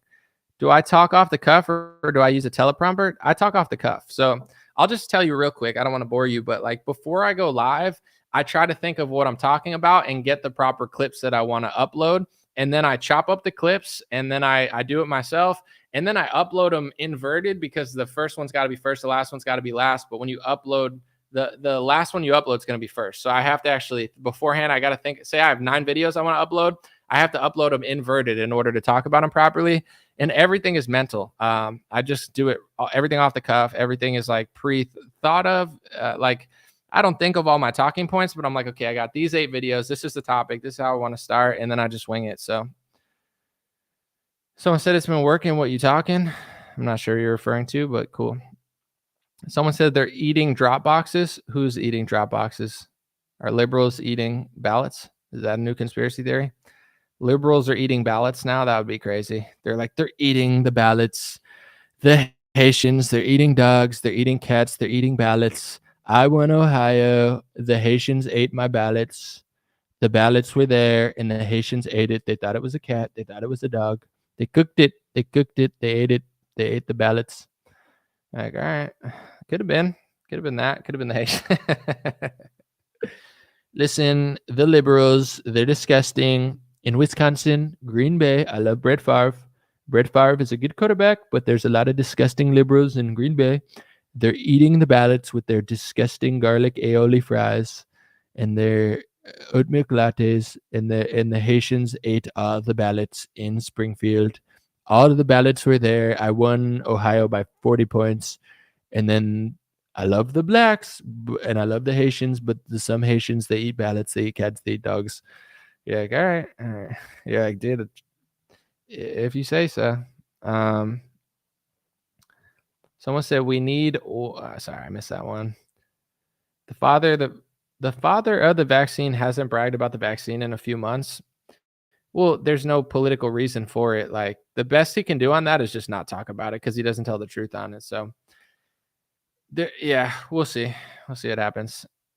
You're right. It's not funny. I'm right. They're really eating ballots. Who's eating ballots? Liberals or Haitians? Just kidding. They are eating ballots. Should I Google that or no? You just pulling my leg, trying to pull a fast one on me. Someone said Trump in 2016 said make America great again. Trump in 2024 says make Israel great again. I mean, I think he has some plans for America too. I'm always interested to see what Trump does, but it's at the end of the day, like, he's better than Kamala, so you just got to take it as it comes and then just like not go along with like like if he does something that sucks, just call it out. Like, that's all you really can do. It's not worth like stressing over. I don't know. We'll see what happens. I'm not really like tripping about it, to be honest. I'm at peace. I hope Trump wins, but we'll see what he does. Obama started this crap. Biden is just another one of his puppets. See, this is what I want to say, and I want to say this in the nicest way possible because I love Facebook. Facebook boomers, you guys, we love you, right? You're good at a lot of things. We appreciate you. You're still holding a lot of things together with this country. But like the Facebook Republican boomer understanding of politics is probably like one of the dumbest ones, obviously outside of liberals. it's so much deeper than Obama and Biden. Like, it's not even funny. Like, the country's been controlled for like 100 years since the Federal Reserve. They killed JFK. Nixon got kicked out of office. You know, even Reagan passed pharmaceutical laws and demographic shift that destroyed California forever.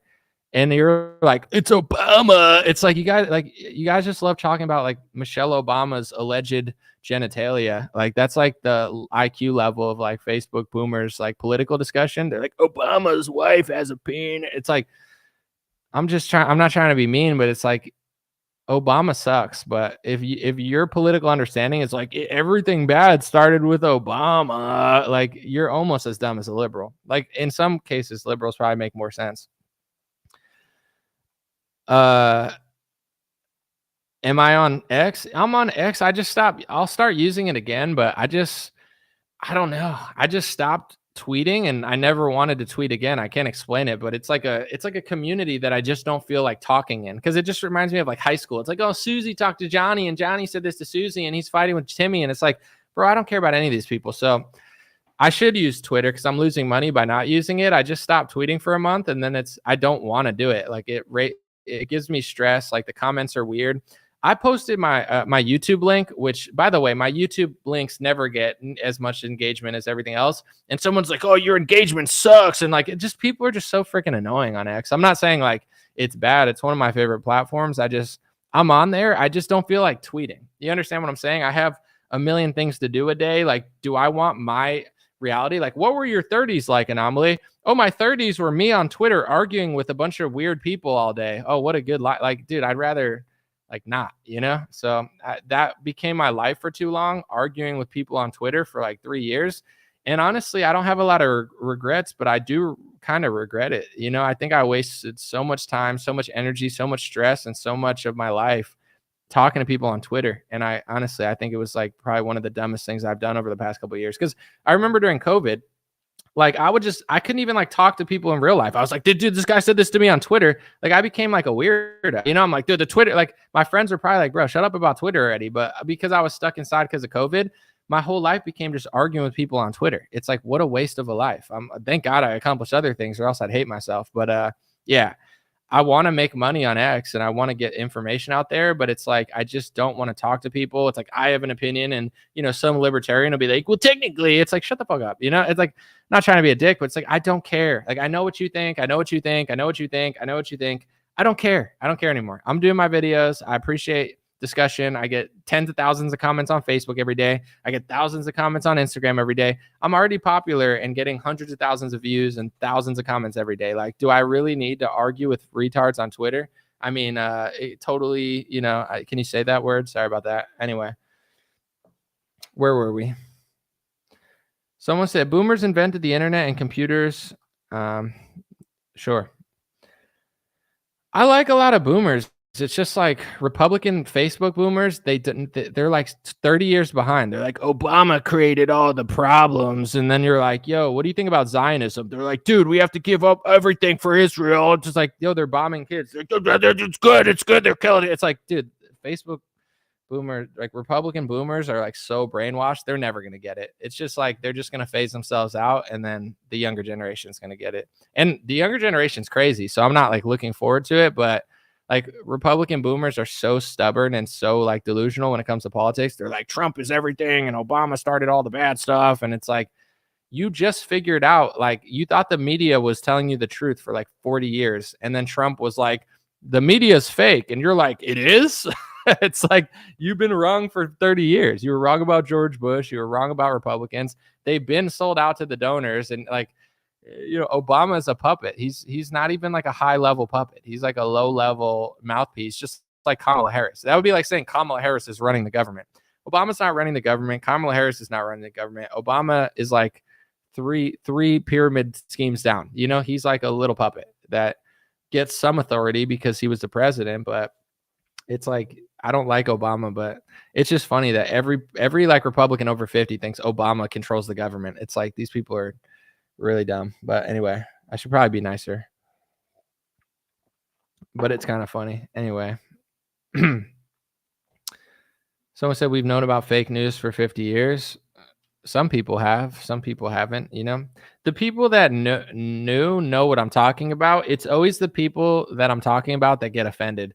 Because if you're a boomer, like say I'm a millennial and you're like, millennials are stupid and they're gay, and you know, like you start talking about millennials, I'm like, yeah, I agree with you. But it's like, it's always like the ones that are stupid, like, not me, I'm not gay, I'm not stupid. And it's like, you know, then why are you offended? Like boomers who are smart are frustrated with boomers who are dumb. Boomers that know what I'm talking about are frustrated with the 90% boomers who are completely delusional. And they're like, no, I get what you're saying about my generation. It's the delusional ones that always complain, that are like, it's not all of us. It's like, we know. I am a millennial. Yeah.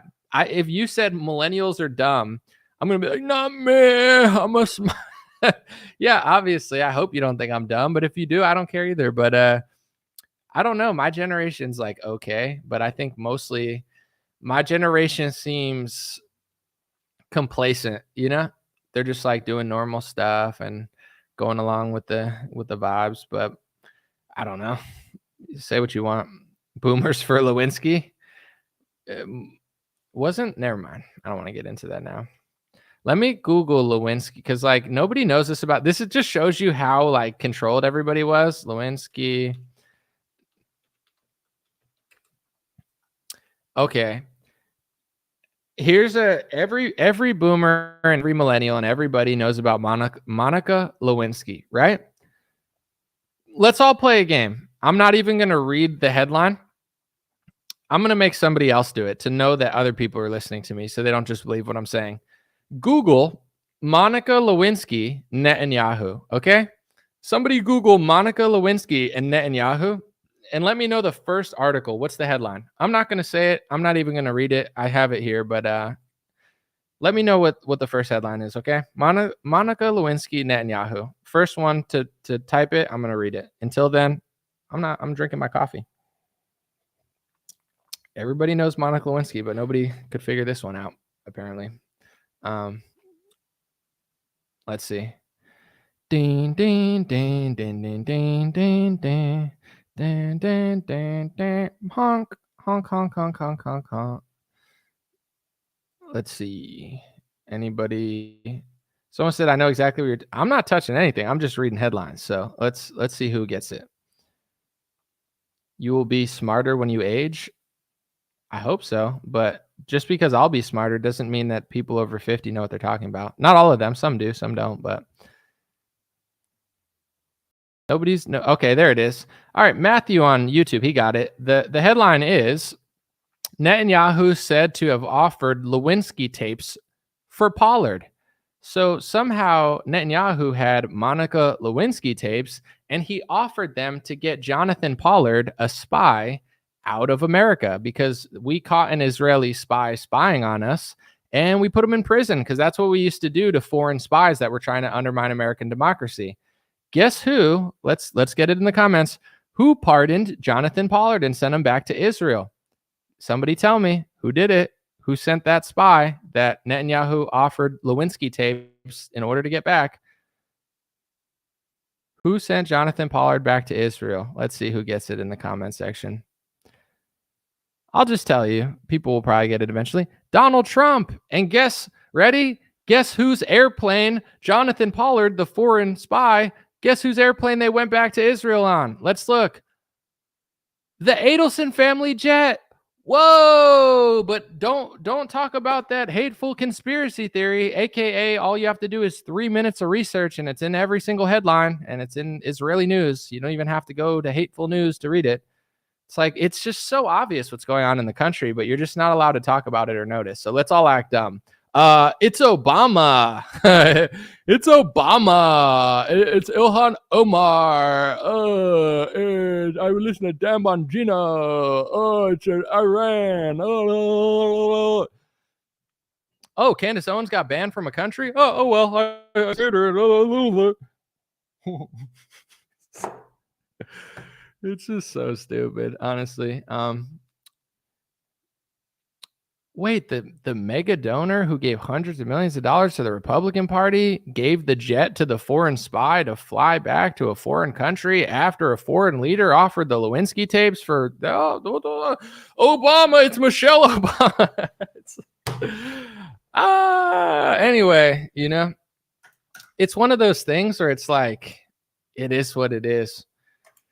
That like, and I'm not even trying to be edgy here, but it's like, I know why certain people think they're smarter than Americans, because they might be. They literally might be. You know, they literally think you're like stupid. Maybe they're right. I don't know. You know what I'm saying? They're like, we're smart, they're dumb. Just treat them like idiots. And they're like, but Michelle Obama. It's like, you're not proving them wrong. Anyway, why didn't Kamala bring this up? Because she's controlled by the same people. This Kamala Harris is controlled by Palestine. It's all fake right-wing Zionist propaganda. Kamala Harris is compromised too. So is Biden. They're all working for the same foreign policy. It's just Republicans painted as if she's like not. Kamala sucks. I'm voting for Trump. He's a better leader. He's better domestically, but Kamala would point that out if she was the opposition to that. If Kamala's working for the same people, why would she point that out? You're not allowed to point that out if you're Kamala or Trump. They're both working for the same people. It's just the right paints it as if they're not, and the left paints it as if they're doing something else. Do you get it now? The right's fascist, Kamala, blah, blah, blah, you know, and then people are like, and then there's and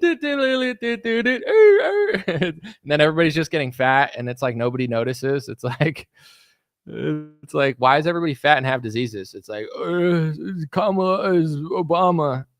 Okay. Anyway, where were we? Why did Epstein have a painting of Clinton in a blue dress? I don't know. I don't want to get into the anti-Semitic conspiracy theory because, you know, Epstein and Ghislaine Maxwell happen to be Jewish. So I don't want to talk. I don't want to commit an anti-Semitism offense. So I'm not going to talk about Ghislaine Maxwell and Jeffrey Epstein because they could have been working for anybody. I don't know. Maybe they were working for Palestine or Obama. You know, you never know. I just need a few more episodes of Charlie Kirk in order to figure it out. And Dan Bongino, you know, one more episode of Fox News. Maybe you know, what's his name? Greg Gutfeld will just tell me. Could have been Palestine. Who knows? Could have been China. You know, Epstein, Maxwell, Zelensky, Mayorkas, Blinken. I don't know. Could be China, could be Palestine, could be Afghanistan, could be anybody. It's hard to tell at this point. Anyway, I think I don't know, dude. I think we need another episode of Steve Bannon Report. We'll figure it out. Alex Jones is gonna tell us. Yeah, can't figure. I don't know. Mayorkas, Blinken. What? Why does which organizations, which nonprofits is Mayorkas working for to undermine the border? I don't know. Could be China, could be Japan, could be anybody. Who knows? It's hard to figure out. It's just all right there in front of your face. But you know, maybe we need 30 more years, a few more speech laws, and then we'll figure it out.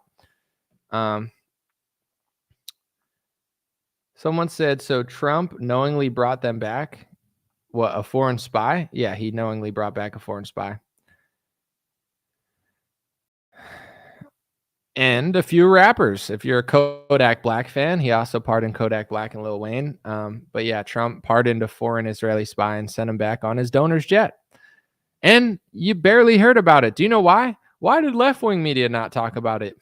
Why did right-wing media not talk about it? Because they're...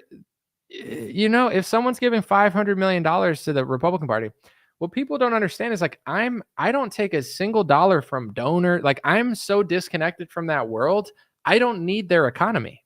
Of course, they could try to ruin my life, which they have, and they probably will. But it's like, you think these people you're watching aren't connected to that economy? These people that do these mega speeches with 20 different politicians and nonprofits and stuff, they're all tied into the same people. You don't think Charlie Kirk knows what I know? Of course he knows what I know. And I don't know Charlie Kirk, so I'm not starting a rumor, but I guarantee you get the dude wasted off camera and he's saying all the same stuff I'm saying. He just works in and this is not like I know this. I don't know Charlie Kirk at all, and I don't know people that know him like that. I'm just saying Charlie Kirk knows everything I know. He just works in that world. He can't say what I say. I'm not wrong. He's got to play too. Oh, the anti-Semites are asking me questions about donor money. You're so hateful. He knows what he's doing. He's a useful pawn with a lot of money and a big forehead and a lot of power. So, these are the games that they play, but it's whatever. Different strokes for different folks. Different strokes it takes. Different strokes it takes. Different strokes to rule the world. Dude, that's a good show. Different Strokes. Anyway, is that the one with the what you talking about, Willis? Let me make sure. Cause yeah, that's the one. What you talking about, Willis? What you talking about, Adeline? Gary Coleman. Didn't he run for president or governor or something? I think I voted for him once. I should have. Someone said not even Alex Jones will talk about it. It's the globalists. We just can't figure out who they are, but it's the globalists. We just don't know where they're coming from. It could be Afghanistan. Anyway, I got a pill for you. Yeah, I don't know.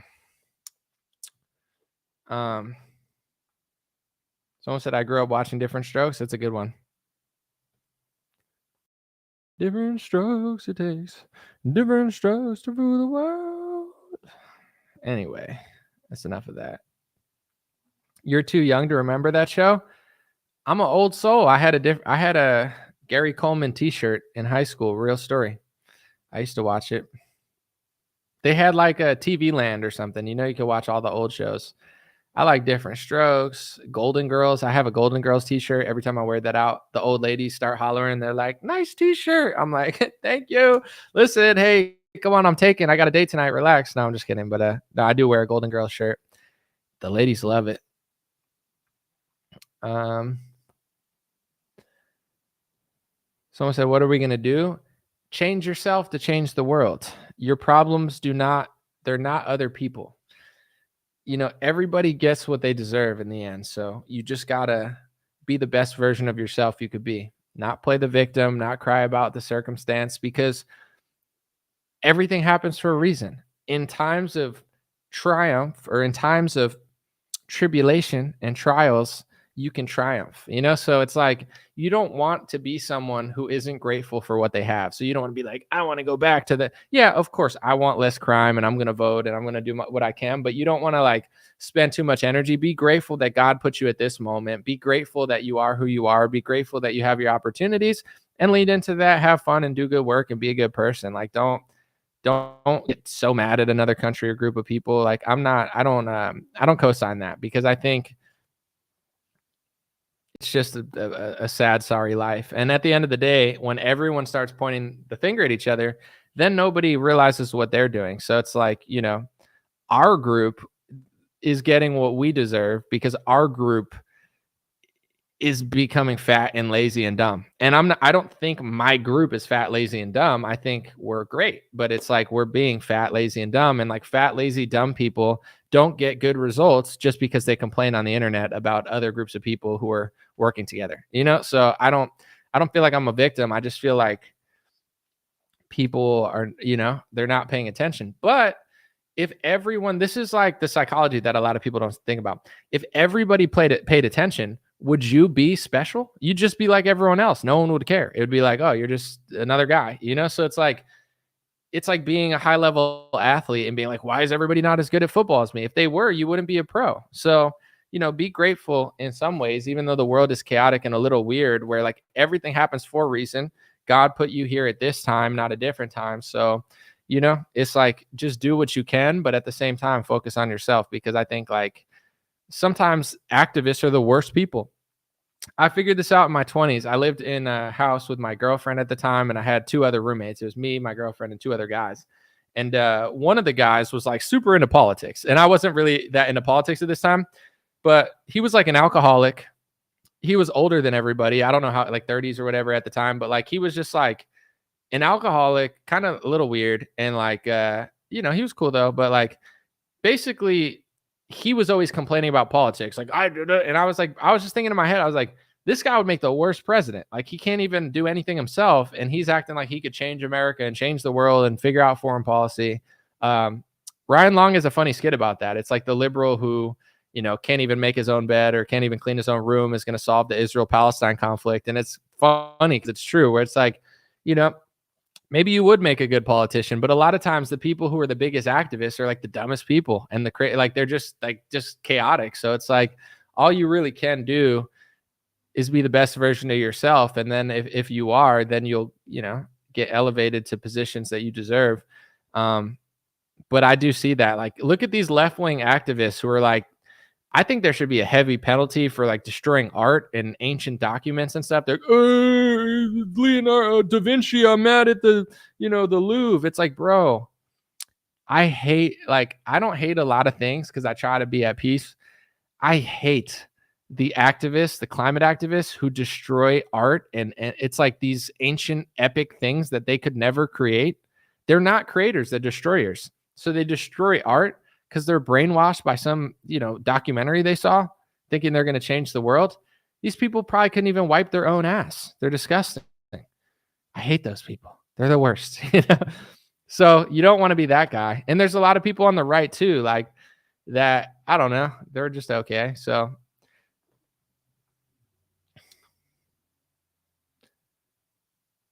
I like Jordan Maxwell's theory on making your bed. Yeah, it's a good one. Someone said the biggest activists are the people with the most time on their hands, rich liberal kids and the broke unemployed. Yeah, I mean, you're definitely not wrong. At a certain point in my life, I would have been offended by that, but I think it's kind of true.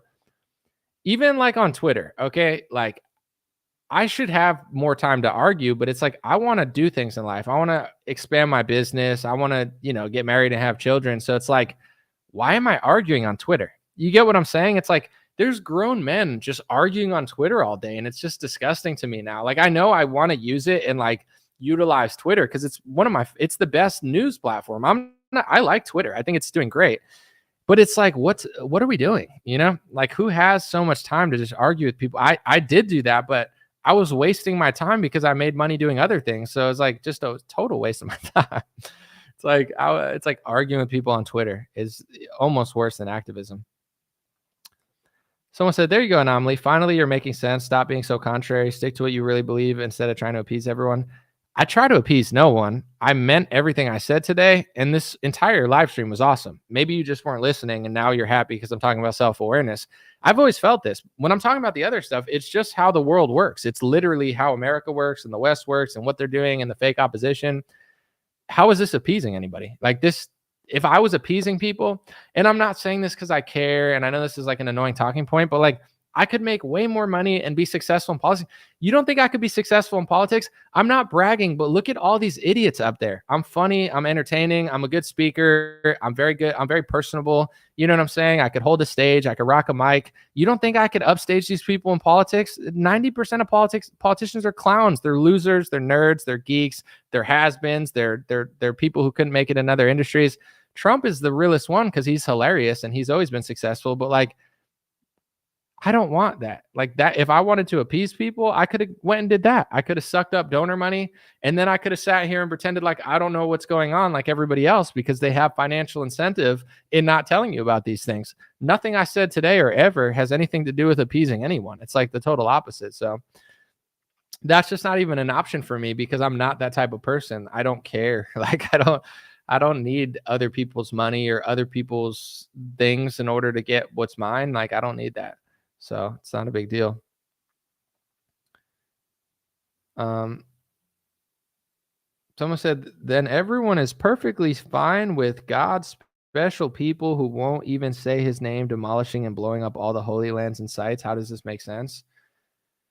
Yeah, I don't want to get too into it, but it's like they'll blow up a church and Christians will be like, they're our greatest ally. It's like at that point, maybe Christians and Americans are too dumb. Maybe that's what they're thinking. These idiots, let's just take them out. Or let's just, wipe out their holy land, holy sites. And, we'll just say it's a mistake and bloodline. Like, I don't even know what they're doing, but it's like Christians are Schofield Bible Zionist Christians are so brainwashed. Like it's like talking to a liberal. I've just moved on. You know, if they haven't figured it out at this point, they never will. They're going to live their whole life in a lie, literally following around the people that are passing speech laws to prevent them from saying that a certain group of people killed Jesus. So it's like the ultimate antichrist deception of just brainwashing Christians into worshiping a group of people who isn't God, who are in some ways are the antithesis of everything Christians are supposed to believe, but they somehow are getting psyoped into worshiping them as if it's a new religion or a new nation, or a new political movement. It's like satanic. But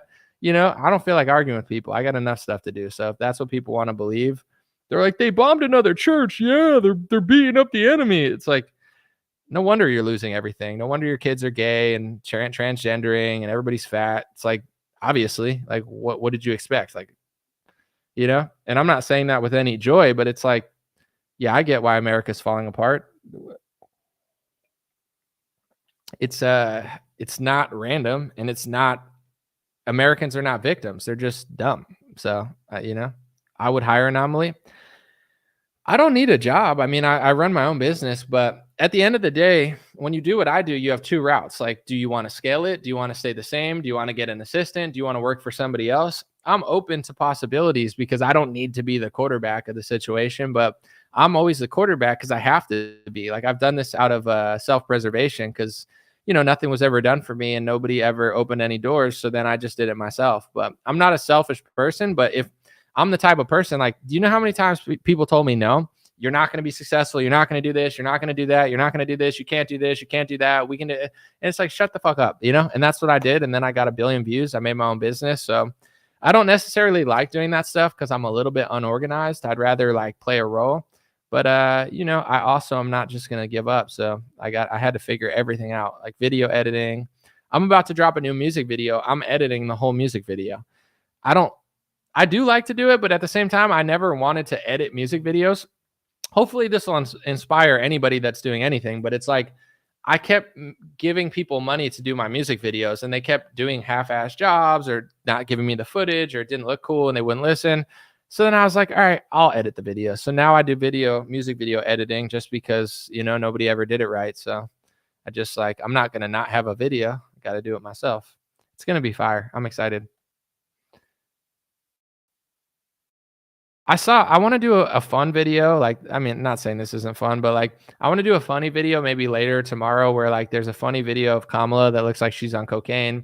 And then there's this like really weird political ad from Democrats where there's like some kid or like some guy like jerking off and then some like Republican like white guy comes in his room and is like, you know, porn is illegal. And the guy's like, hey, come on, I'm trying to jerk off. I'm like, is this how degenerate and stupid Democrats are? Like, they're running jerk off ads. Like, dude, imagine being such a loser that you're like, you know, what's your main talk? Like, the economy's in shambles. We're in 2 wars in Israel, Palestine, Ukraine, Russia. The border's wide open. Our country's being invaded and violent crime is rising. And you can't even say why, or else they'll call you racist. It's like, I just want to jerk off. I'm voting for Democrats so I could jerk off and my girl can get an abortion. It's like, it's so pathetic. This country's so dumb. It's like, really? You can't log into Pornhub? You got to jerk off without a login? Like, that's your big voting thing? This country's unbelievable. Like, even if you like to jerk off, sorry, this is weird, I know, but like that's what they're doing in these like Texas and stuff. I'm pretty sure that they're just making people log in because they don't want kids to do it. And they're running like degenerate ads like, don't you want to just jerk off all day? And it's like, this is the Democratic Party.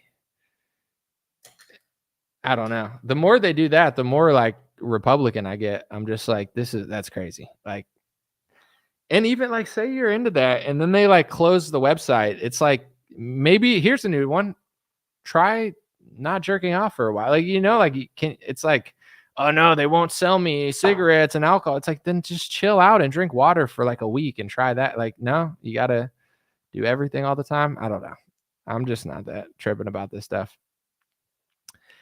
Anyway, it is, I mean, go look at the ad that Democrats ran. I'm sorry if I'm grossing you out, but the ad is gross. It's literally like some guy in his pants. He's like, oh, come on, the Republicans. And you're like, is this real? Like, it almost looked like a skit. I'm like, is this really real? Like, is this the world we're living in? Dude, this country it's like, and then I don't want to get into specifics because I'm not allowed to, but then we're told like all of history. It's like, bro, they tell us everything in history is evil like all the time. They're like, this was evil, the Civil War, this, that. And it's like, then we needed women to vote and this and that. And it's like, look at the world now. Like they tell you that everybody else was making mistakes and they were so wrong and so bad. This is good. What we're doing now, this is good. Like everything we're doing is awesome. Maybe like, like maybe other people never had their story heard because they lost. And, it's like there was a reason for women not working. I've talked about that before. They didn't go to the workforce to like, be independent. It was because the bankers were sending the men to die in war and they needed somebody to cover and, for the economy. It was supposed to be temporary, like income tax. I'm not saying you can't work, but it's like everything is so against God and so against nature and so against what makes people happy. And then we're told like, this is the greatest society ever. It's like, it's definitely liberal. It's a very liberal society, but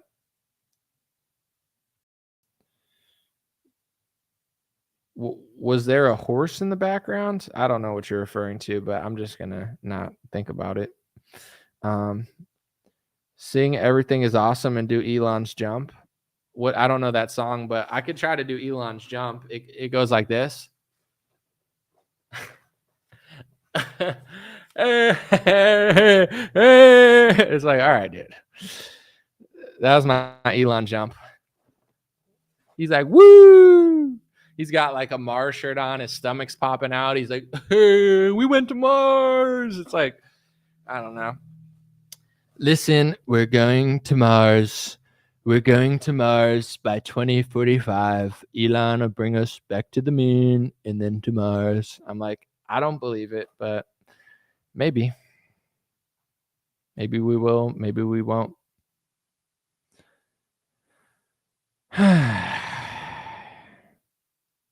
Let me do a Zag up-tempo remix to one of your tracks. I don't even know what that is. What's Zag up-tempo? Is that a genre I'm not aware of? We went to the moon. We went to Mars, and soon we'll send the liberals to Pluto, where they belong. Is it a planet? Is it not? I don't know. Just send them there. Send the liberals. They'll ruin it, just like they did Austin, Texas, and Seattle, Washington.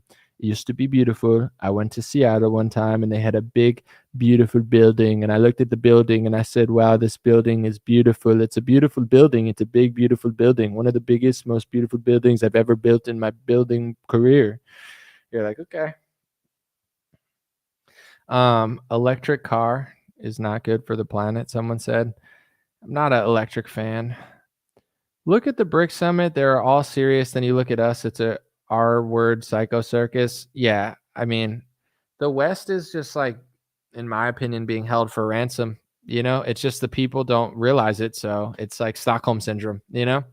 We're not victims because everybody like doesn't get how we're being held for ransom. It's like we got the dumbest people, and then they're like, the problem is North Korea. It's like, I don't want to live in North Korea, but like Trump always says this. He's like, we have evil people in America, the enemies inside. Like, he gets it. I don't know. I know Trump is a little bit of a sellout and a scammer, but I'm kind of excited if he wins. Maybe it's naive. I don't have expectations, but something feels a little bit more better. More better, is that a word? But I think Trump is surrounded by some better people, and this is just my perspective. Use your leverage to make Trump move in the right direction. Don't just sit here and cry, because it's like whether Kamala wins or whether Trump wins, like, you're not, it's not like if Kamala wins, it's going to help you. It's not. So if Trump wins, just, try to push him in the right direction and get him to do things. And we're all pretty connected. Like Trump he's constantly surrounded by the 6 degrees of separation. It's not that far nowadays. So, just try to impact the culture, do the right thing. And what I noticed too, this is what I think we could do, where it's like on a small scale or on anybody scale, you could get the top comment. I'm not saying it's going to change the world, but like you could get a top comment and be seen by hundreds of thousands of people with any account on Instagram, Facebook, or any social media. So it's like you can impact the discourse in a tremendous way. That's why I like top comments. I think they're usually pretty funny or interesting for the most part, and sometimes they're pretty crude in a funny way. And then for myself as well, it's like I know personally, like, and there's a lot of people who've done this. Like, we're all connected in this world. Like, this is what real diversity is about. This is what real humanity is about. Human greatness. Like, this might sound stupid. I'm gonna go on a little bit of a weave here, but when I go on a cruise, I watch like ice skaters and water shows, and it makes you just love humanity because like these people are so talented. Like, I love athletes for that reason, sports. I just love greatness. I'm not a hater at all. Great humans doing great things. I'm pro-human. I think humans are awesome. Like, the tricks that humans can do. I'm watching ice skating on a cruise. They're doing front flips. I'm watching like a water show. They're doing 30-foot dives and they're like, it's just incredible. So it's like, that's human greatness. And now we're all connected with the internet. So to me, it's not the time to be a downer, to be like, oh, Trump sold out. For sure, make a video about it. Tell the truth about it. Be honest. But we're all connected. So it's like, if you spread good ideas in convincing manners, it starts to make its way. Like I said, with podcasts and stuff, they went from being really basic to now everybody's being edgy. Everyone's being funny. Trump is mainstream. People are making jokes that would have been considered hateful 4 years ago. Like, society's shifting in the right direction because we all play a part. And at the end of the day, I'm not a pessimistic person. I believe that God wins and the truth wins. So things can get dicey, things can get weird, but we live in a country where we have the ability to do a lot. The First Amendment's cool. The Second Amendment's cool. Our food sucks and it's being poisoned, but now we have an opportunity to change that. Donald Trump has essentially been schmoozed by RFK, who cares about this stuff. We got to get him at the FDA. I know he has some, suspect other policies, but get him at the FDA. Our food's being poisoned. He understands it completely. It's a great time. Let's get that. Like, it's time to make America great again and make America healthy again, and whether you think they mean it or not, we're all connected. Let's make sure it happens, and if it doesn't, let's have our voices be heard. Someone said, read Revelation in the Bible, you will see how it ends. I agree. And this is, I'm not trying to be a pastor or a preacher by any means, but here's where I not disagree because it is that, but you have to understand, for thousands of years, I guarantee you that in year 1000 and 1300, Christians thought that it was the end times. Christians always think it's the end times now. The end times are not now, they're whenever they come. So the reason that Christians still exist today is because Christians never believed in this like self-defeating prophecy where they're like, oh, I guess we're all just going to die and be weak and lose our country. If that were the case, we wouldn't even be alive and our religion would be something else. So it's like, only recently have Christians believed in the self-fulfilling. They're like, let's help the people that allegedly killed Jesus and then we'll help them build the temple and then we'll all die and go to heaven. It's like, maybe, or maybe it's not the end times and you're just going to lose everything. Because Christians throughout history, I bet when Christians were being slaughtered and they lost their countries, they thought, oh, these are the end times. They weren't the end times. You know what I'm saying? There were people who came along and resurrected and saved Christianity and spread it throughout the countries and created, America with a constitution that was libertarian, but also still based off of religious biblical principles when it first was founded. And now it's like Christians are just like fat and pathetic and they're like, let's just die. It's like, it's just crazy. Like, Christians were, do you think, like, look at some of the most beautiful architecture and like, the ceilings that were painted by the greatest painters of all time, that a lot of them were Christian and Catholic. Like, do you think they were like, oh, we're just going to heaven now because of Revelation? No, they were inspired by God to be great, to make great art, to make great everything. And like now, there are people that are inspired to be great, but like so many Christians, especially like Republicans, are just like, oh, we're going now. Like, I'll be like, that'll be a talking point when I'm explaining. I'm like, you're aligned with people that literally completely disagree with your religion and are like the antithesis of what you believe. And they're like, that's because we're going to heaven soon. We're creating the Satan so we could die. And it's like, what? Like you're manifesting the end to America.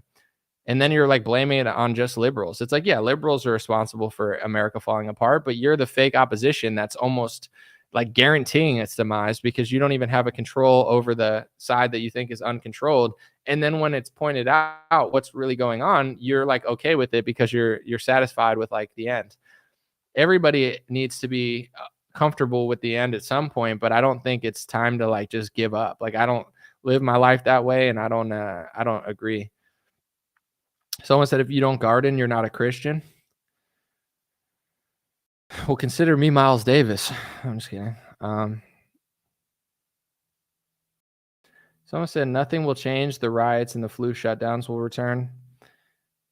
I guess then just sit there and wait. I don't know what to tell you. But someone said Trump is not perfect at all, but he does love our country. I think he does. Listening to Trump is interesting because I always say this on my stream, and I think it's one of the more like real points. Trump isn't who people want him to be. He just is who he is. And if you listen to Trump enough, you could tell who he is. He's a fascinating guy, but he's not like, sometimes people are like, he cares about this and this. Listen to the Rogan podcast. I talked about it in my other one. He loves buildings. Like Trump is, you could feel, and this is why I like Trump too. People are like, oh, you're just loving Trump a lot. Dude, I'm not a hater. Like Trump is a great person. It's just, he's done some suspect things and I'll call him out. But to just sit and like listening to him talk about stuff, he's such an inspired guy. That's why he's like so ambitious. Like he loves buildings. He loves like beautiful like architecture, and he loves to talk about it. He loves foreign policy. He loves talking to world leaders, which is a hard thing to do. He doesn't care about food. He drinks Diet Coke and eats McDonald's. He's a degen. Now, so it's like there's things he doesn't care about. The vaccine thing, he doesn't care about. And this is where people are so annoying to me. Like people that like Trump too much, instead of just being like, he's a cool guy who doesn't care about this and he's wrong and he's lying, they'll be like, Trump has a 5-dimensional chess plan to save the world with a secret Space Force vaccine, Nikola Tesla, Elon Musk, JFK Jr. And you're like, dude, you're a psychopath. It's like, he is who he is. He's not who you want him to be. He's not Batman, but he is a great American. He is our next president. And he is a cool guy, but like, stop with the bullshit. You know what I'm saying? He's not all your hopes and dreams. He's not, I peed my pants and now he's Robert Downey Jr. in Iron Man 4. It's like, grow up, like he's interesting, but there's certain things he doesn't care about and he'll never care about. And he knows, like, I'm good at like human psychology. So when Joe Rogan asked the first tough question about RFK and Rogan was being like journalistic for the first time in the interview, Trump looked at him and he goes, oh, that's a pretty good question. Like Trump knows that the game has started because Trump will talk you in circles and Rogan will say something. And for the first hour of the Joe Rogan podcast, Trump is like, this is my conversation. This is my world. This is my story. And you're just a character in it. You know what I'm saying? Like he dominates the discussion and he's Donald Trump. You think he's easy to interrupt? He's Donald Trump. And then finally, Rogan kind of is like, okay, enough of the little Trump world. Like, I want to ask you about Make America Healthy Again. Dodges. And then Joe Rogan goes, dun, dun. Like he sticks it to Trump a little bit respectfully, but he holds his own. And Trump goes, like, you could see it in his psychology. He's like, now the battle's begun. Now we're starting to joust. Like, that was a good question. Like, he's shocked that someone's able to even get a question out of him because Trump usually just steamrolls over everybody. Like, Trump makes men turn into women. He makes men turn into dogs. And he knows that he does that. You know what I'm saying? Like, he knows that he's superior to everybody that he's talking to, and he turns them into nothing. Like, they're chicken tenders at Kentucky Fried. So the fact that Rogan was able to get out a question, Trump actually recognized that. He's like, that was pretty good. I'm surprised you even got a question out of me. Like, that's the energy that he's giving to people because he usually just destroys everybody.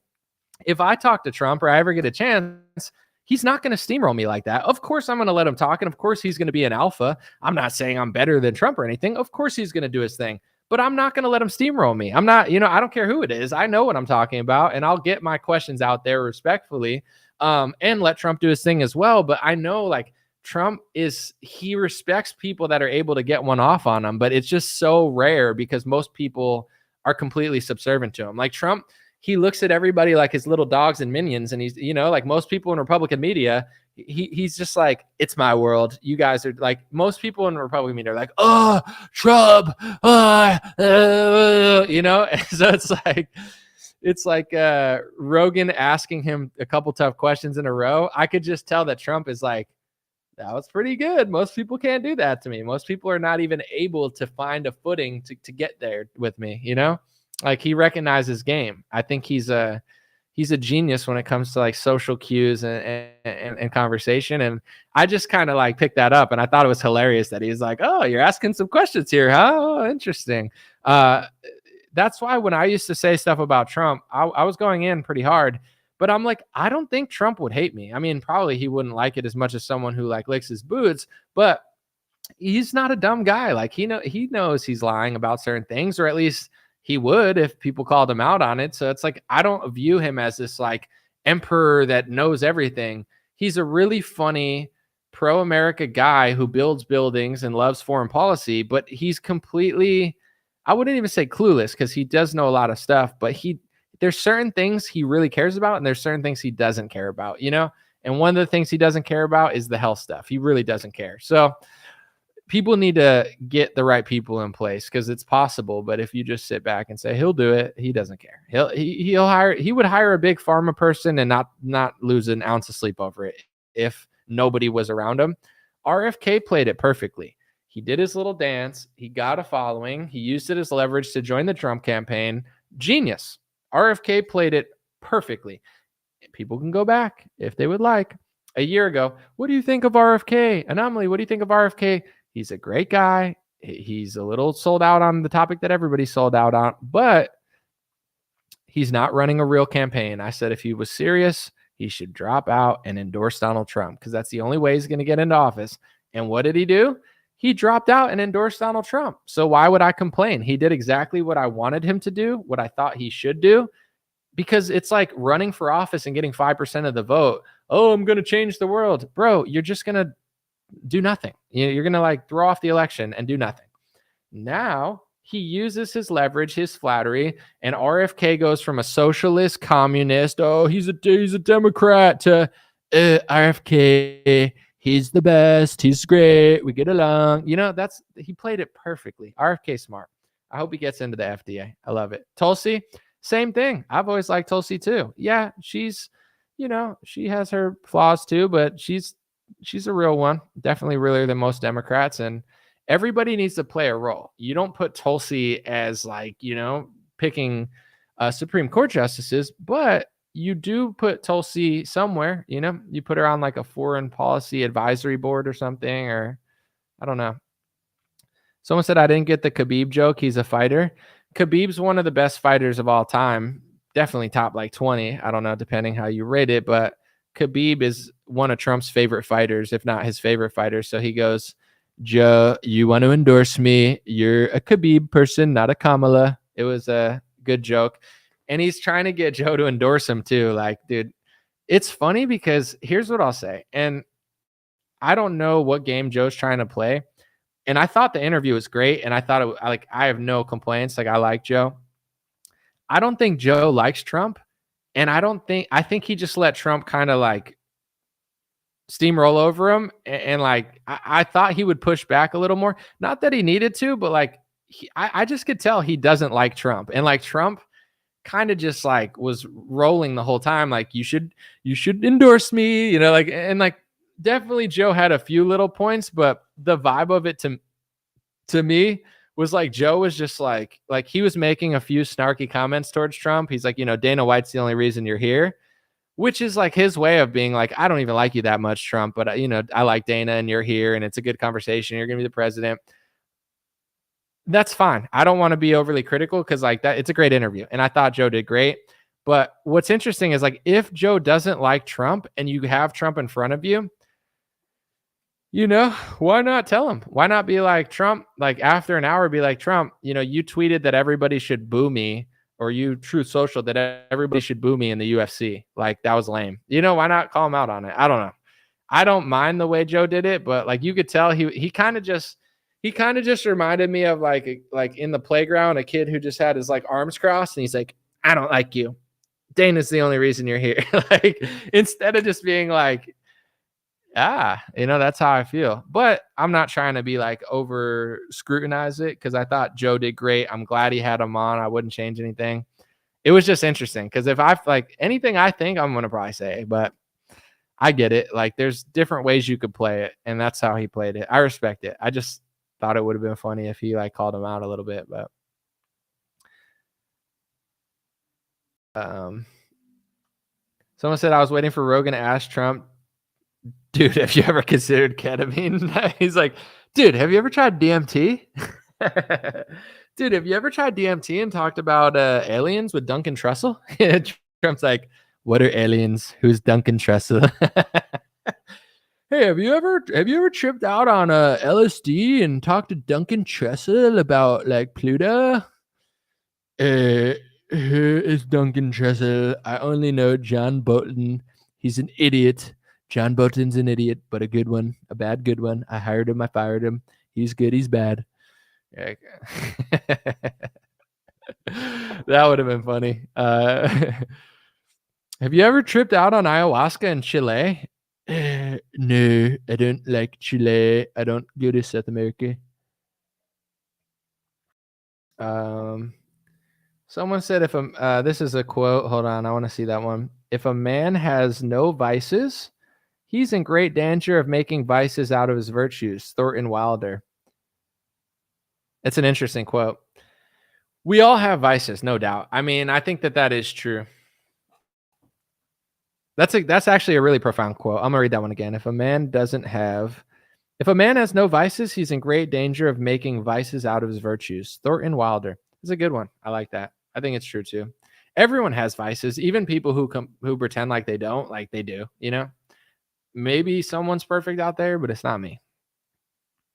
I like to make sure I have a lot of vices. This way I don't get involved with my virtues, you know? No, I'm just kidding. But he called for peace in Palestine. I want peace.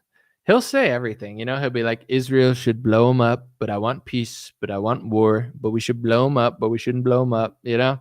He's good at making everyone think he's on his side. He knows what he's doing. You listen to him in the Rogan thing, that's the one thing I took away. Is like he knows what he's doing, you know? He's very well, he is self-aware. I used to say this 2 years ago too with the vaccine thing. It's like Trump doesn't have to respect people he talks to because they don't respect themselves. So I'm not like blaming Trump. Like he's steamrolling everyone because they're no competition for him. You know, he has a field day with them. So it's like he knows how to work a room. He knows how to get Jewish people and Muslims to support him. Like he knows how to get Palestinian activists and Khabib to like him, but also the Israelis. Like he's an interesting character, man. Like Trump, he's a mystery in some cases. Like it'll be interesting to see if he wins what he'll do, because he's got a lot of people from different sides thinking he's going to do what they want him to do. So we'll see. Way more interesting than Kamala. With Kamala, everything's fake. You know, it's all fake. With Trump, there's always that moment of like, what's he going to do? Is he going to do it? Is he going to hire the right person, the wrong person? Kamala, it's a wrap. You're going to get Mayorkas and Blinken, and it's just not going to be fun. He wants every group to have a statement to reference that he's on their side. 1,000%. Even when he talks about Israel and Palestine, he does it in the smartest way. Like he'll be like, I want them to get it done quickly, but I want it to stop. But like, you know, he's virtue signaling to both sides. He's like, Palestinians, I got you.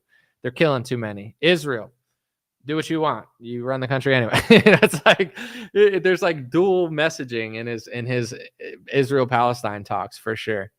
But I do personally think instinctually that Trump is not an evil man. You know, I mean, he's done some evil stuff, but I don't think he wants people to like die in war. I don't think he's that type of guy. I think he wants like people to get along. The problem is like there's a lot of people who don't want to get along. So he's got his work cut ahead of him, but we'll see. No one is perfect. No one but McDonald's is perfect. I had a Diet Coke there. Good.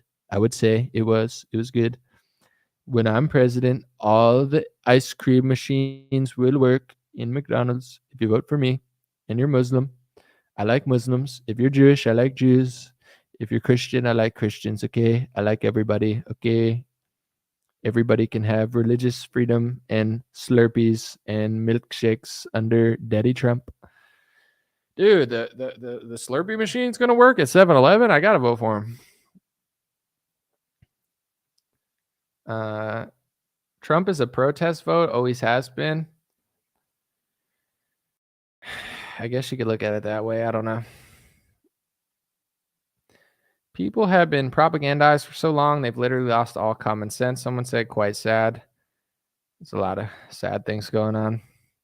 Halal and kosher ice cream for everyone. It's halal, okay, and it's kosher. I had my friend, he's a great rabbi. He blessed the McFlurry, okay? Your McFlurries are going to be kosher under Trump, okay? We're going to use a nickel of the kosher McFlurry to fund the war in Israel, okay? But then we're going to give a little money to Palestine. But then Iran, we're going to freeze your money again. That Obama, he gave you the money. We're going to take it back. Iran, stop. Okay, if you say so. No McFlurry machines in Iran. Tehran's like, that's enough. We need our McFlurries. He knew COVID was BS and effed us with it. I just think he, I don't know. I've said everything I think about that, but what are you going to do? Vote for Candace? She's not running. Maybe one day she'll run. You think the media hates Trump? If Candace Owens ever runs for president, wait to see what happens then. Because they hate Trump, even though Trump is kind of controllable in some ways. Imagine if there's a president that's winning that like is completely like not playing ball. I can't even imagine what would happen. But do I think if he wins, the other side will just claim fraud and try to tie it up in court without certification? I don't know. Here's what, I do want to go back to this because I don't know if I'll say unpopular, but from like January until like, Mike Lindell's 50,000 hour MyPillow promo code, 77 QAnon, like cyber symposium, I disagreed with what everybody was saying. Like, I obviously don't think the election was 100% fair. But just because it's not fair, you can't just like throw your hands in the air and just start saying anything. You can, but it doesn't mean you're right. So it's like when I actually disagree with like the Mike Pence thing. Like, I don't, people probably still hate me for this, but people are like, Mike Pence should have decertified the election. He's the vice president. That's all bullshit narratives that they sold you in order to try to make it seem like you could still win. The court cases fell through. Every legal way fell through. They're like, oh, maybe Mike Pence can send the electorates back. Send them back where? All those electorates that were doing that, they're all getting in trouble. It's like, it doesn't make any sense. Like, I wanted to win the election too. I think they were funny business, but if you can't 100% prove it more proficiently, then what are you like? You're saying Mike Pence can do it? That was just Republicans being emotional, throwing all their blame on Mike Pence because he sucks, and it's easy to blame him instead of Trump or anyone else. So it's like, people don't think strategically. Even January 6th, completely strategic, like, and then everybody gets in trouble and raided by the feds. Like, oh, wow. Yeah, now Biden's in office and everybody's getting investigated by the feds. Good job, everybody. Wow, that was so helpful. People don't like to think like that. They're like, I'm mad. I'm going to throw a fit. Okay, well, then get raided by the feds and get everybody in trouble for 4 years. It's great. That's so much more helpful. But with the whole election thing, there's two options. Either you're going to reject the election in some sort of meaningful way that actually stands, or you're not. But if you're not going to do it completely, shut the fuck up and just do it, or else you're giving them an excuse. So I don't want the Democrats to do that. I will be pissed. The whole country will be in shambles if they do that. But in so many ways, Republicans laid the groundwork for them to do it. They head faked it. They're like, Mike Pence can decertify the election. I still don't think so. I still don't think he has the right. I still think it's stupid to send the electorates back. And if you let electorates switch the vote in the state, you're starting a president that destroys elections forever, even further than they're already destroyed. Like democracy or whatever this fake bullshit system we live in is over. What's stopping Kamala Harris from doing that? She's the vice president now. According to Republicans, she has the power to do that. If they find if they find something that they consider that is proof and they don't really have proof in the same way, why not? So could they do that? Possibly. Will they? I hope not. But if they do, Republicans really only have themselves to blame because they half-assed it. Everything Republicans do is half-assed. It's like, we're going to pretend to do it and not do it. What's the point of that? What's the point of everything? January 6th just got everybody in trouble. Blaming Mike Pence and saying he was going to flip the electorates just gave Kamala Harris the in to do that and make it seem normal. And then when she says you guys tried to do it, you guys just didn't do it. That's the Democrats. You said you were going to do it and you didn't. We actually have balls because we have the deep state behind us. We have the intelligence community. So we're going to do it right this time. You tried to do it. We're doing it. And we're justifying it based off you pretending like you're doing it. Republicans just run in circles like, but BLM got to do this in June. Things aren't fair. They got to do it because they have the state backing. When you guys throw a fit, you're going to get everybody raided by the feds. I'm not saying it's fair, but it's like, what's the point of throwing a little hissy fit in public because you're mad? Like, so stupid. Thank you, Jay Case. Appreciate the super chat. $40. He said, thanks for answering. I like your thoughts. I thought that the whole time, where it's like, I still think they exaggerated about January 6th and they set people up, but people set themselves up. You know what I'm saying? Because they're just like angry. It's like, my point even then was just logically, obviously the election's important. I think there was funny business. I didn't believe everything that Lynn Wood said like everybody else did because I knew he was just lying about certain things, but whatever. In general, it's like, okay, so we want this, but just because you want it doesn't mean you get it. And I'm thinking to myself, as everybody's flying and doing all these protests for Trump and January 6th, I'm thinking to myself, the mandates are still coming. The vaccine is still coming. The lockdowns are still here. You still have to wear a mask to go everywhere on a plane. I still can't access events. So I'm thinking to myself, why is nobody protesting this event? It always seemed like a psyop to me because it's like, here's the ball. It's over here. And I'm thinking to myself, of course I want Trump to be president. I voted for him. But he's president now, and I can't fly on a plane without a pharmaceutical mask. He's president now, and most of the states are still locked down. He's president now, and they're fast-tracking a vaccine, and they're going to mandate it. So I'm thinking to myself, that entire January 6th was a setup the whole time, but it's not just a setup to get people in trouble and to get people like chaotic and mislead them with feds and stuff. It's a setup because it stops for a year or 2 years anybody from protesting the vaccine and the mandates, and everybody who was at the protest, all these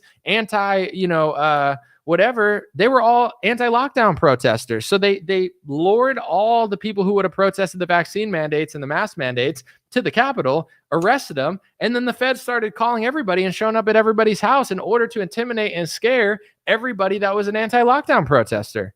That's what I saw that before. I saw that in December. I was like, guys, I agree that I want Trump to be president, but that doesn't mean I just like jump out of my window and go, like, that's not strategy. That's called being an idiot.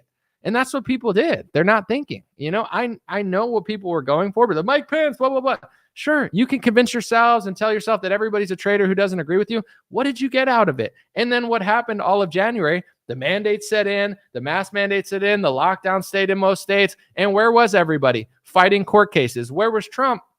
Nowhere to be found. He was selling the vaccine. DeSantis was selling the vaccine. Like, it's like, I don't follow people that aren't good leaders. Like, I think Trump's funny, but I don't trust these people anymore. You know what I'm saying? Like, I'll go to a event if it makes sense, but it's like, these are not my leaders leading the revolution. It's a fake revolution. I already knew since 2019 that most of the Republican Party, including DeSantis and Trump, are controlled opposition. So it's like, when you're following controlled opposition leaders to some revolution and it ends up being a setup, you got to ask yourself two questions. And I don't know the answer because it's debatable.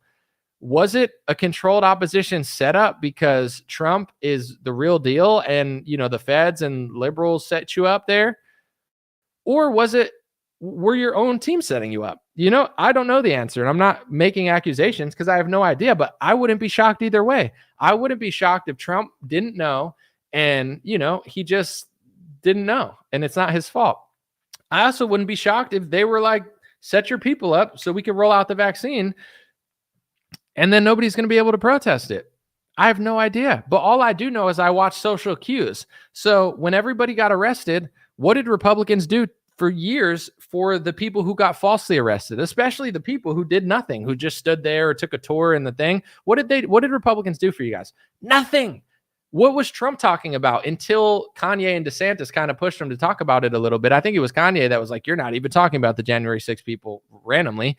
But what was Trump doing in 2021 when a bunch of his biggest supporters were rotting in prison? Most of them not even really doing that much, just getting falsely framed for bigger crimes than they really did because they were tied to this big, conspiracy of a revolution. He was selling the vaccine, saying it was the greatest human achievement, saying it saved millions of lives, saying if he was president, everybody would have got it and there wouldn't even need to be a mandate. Like, that tells me everything I need to know. Yeah, he's better than Kamala when it comes to a lot of issues. I like him, but nobody wants to think this way. But with January 6th, I don't know what it was, but half of me is like, yeah, Trump is just into himself. He thought, maybe he could just stir something up and it would just be chill and maybe he can get back into office or whatever. Or maybe our side was in on the setup. I have no idea, but it's neither shocking to me. Once I realized our party is passing hate speech laws into America for their donors, I stopped trusting them. Like, their revolution is not my revolution because it's not real. And it's like, what type of revolution is just a bunch of people going to Washington, D.C. crying to say that Mike Pence is going to overturn the electorates when that's a crazy thing to do?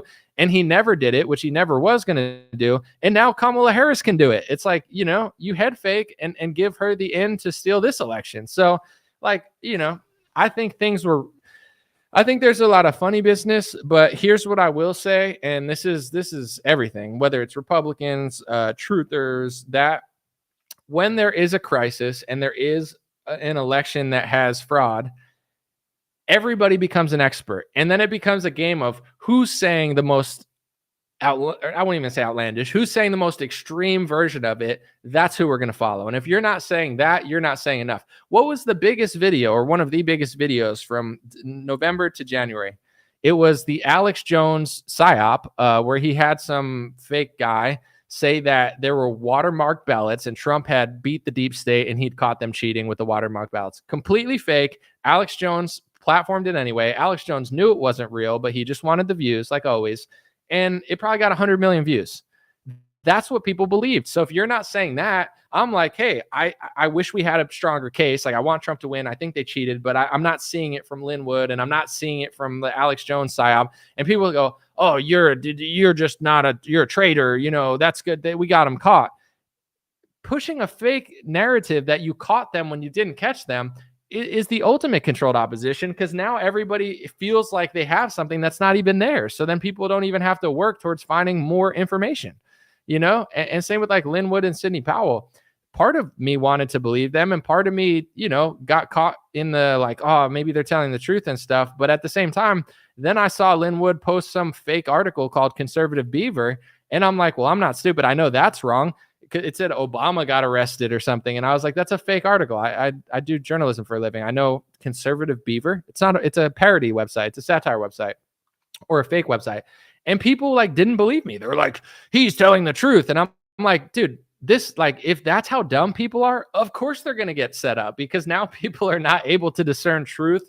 So that's all I'm saying. When elections are cheated, everybody looks to the people who are saying the most, but anybody could come up and say anything, and then everybody on our side will believe them just because they're saying something that sounds good. So it's like the amount of opportunists and grifters who came out of nowhere to lead this movement off a cliff. I saw right through that. Not completely. It's not like I knew everything, but I definitely was like, I have no problem disagreeing, even though everyone's going to get mad at me now. Thank you, Victoria Loves Jesus. She said, we certainly appreciate you. Thank you so much. I appreciate it.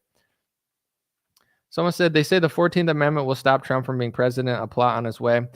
I mean, here's the thing. I pray, I want Trump to win, and nothing would shock me. I think that they want to win so bad that they're willing to literally kill him. I mean, that's pretty clear.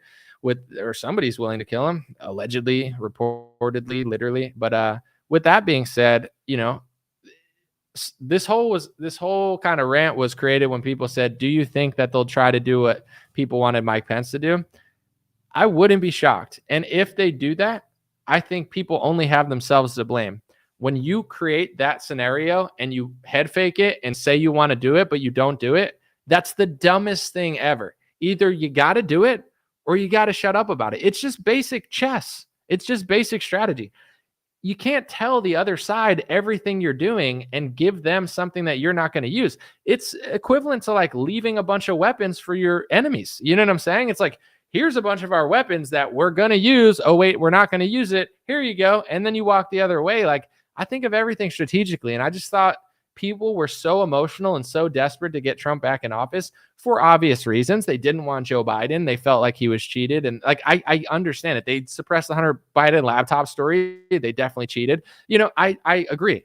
But just because that happened, it's like, it's the same people that say pushing anti-Semitism speech laws is important because there's so many atrocities of the past. We don't want them to happen again. So we need to pass anti-Semitism laws. You're assuming that passing anti-Semitism laws is going to stop people from hating you, when in reality, it's just making more people annoyed because you want lopsided speech laws that you're exaggerating about that say you can't say you're exaggerating. Like, it doesn't work. You're assuming that equals that. It's the same thing with the election and election fraud. Just because you know that this happened, it doesn't mean that doing this makes sense. None of what people were doing was making sense.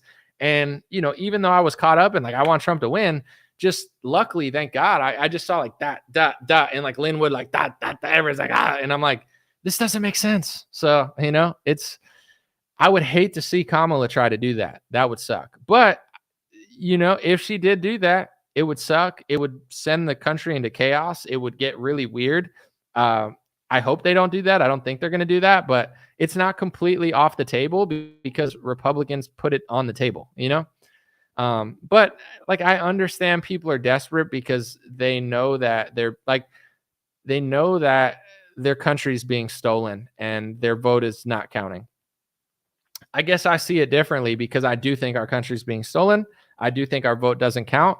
But I think our vote doesn't count because the donors control both sides. I think the election was stolen because they stole our country in March of 2020, and both parties were in on it. The Republicans were a little better, but it's like our country got stolen in March and April and May and June, and they printed trillions of dollars. They destroyed the economy. They destroyed the stock market. They literally did socialism and communism. They sent everybody commie checks. They funneled a bunch of money into big pharma, and I knew they were going to mandate the problem, but I knew they were going to mandate the vaccine before they even said they had a vaccine because I know their game plan.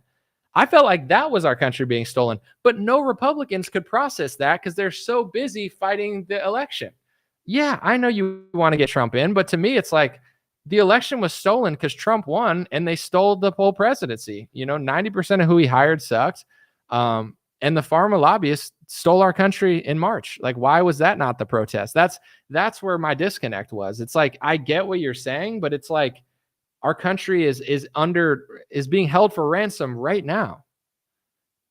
Well, we got to talk about this. And then after January 20th, people dragged it out till like November. I was like, bro, they're about to mandate vaccines and they're pushing lockdown still. And you still can't fly on a plane without a mask. And eventually we're going to be prisoners of our country if we don't get vaccinated with a pharmaceutical product. And people were like, yeah, but Mike Lindell's got a cyber symposium in August. All this shit seemed fake to me. It's like Mike Lindell's 72-hour cyber symposium is going to do what? It's going to be him with a bunch of people just yapping on stage selling pillows. Like, yeah, he might have some good information, but I knew even before it's not going to do anything. It's not going to change the election. Trump's not coming back. It's all false hope because that's how you get people complacent. Hey, guys, if you just stare here until August and wait for this guy who sells pillows and has a mustache and used to do drugs, then you'll get your democracy saved. I'm living in a country where I can't even fly across the country. I'm living in a country where cruise lines have been shut down. I'm living in a country where Republicans are doing communism. COVID stimulus checks are socialist. And I know he had to do it or whatever, but it's like, you get what I'm saying? The whole election narrative, it seemed too perfect for the elites. Let's make the November election last till January, set up all the Republicans, get them all in trouble, send the feds after everybody who's against the vaccine or against protests, and then Trump's not going to be there. And that's what ended up happening. So I don't know. I never rule anything out anymore because it just magically fell into their hands that perfectly. It's the same with the lockdown. Like, imagine believing that a virus just came up and everybody's dying and they had to lock down and they meant good by like, there's still people around that are like, they meant right with the vaccine and like they didn't know and they were trying. Bro, you really think that? That's cute, but I think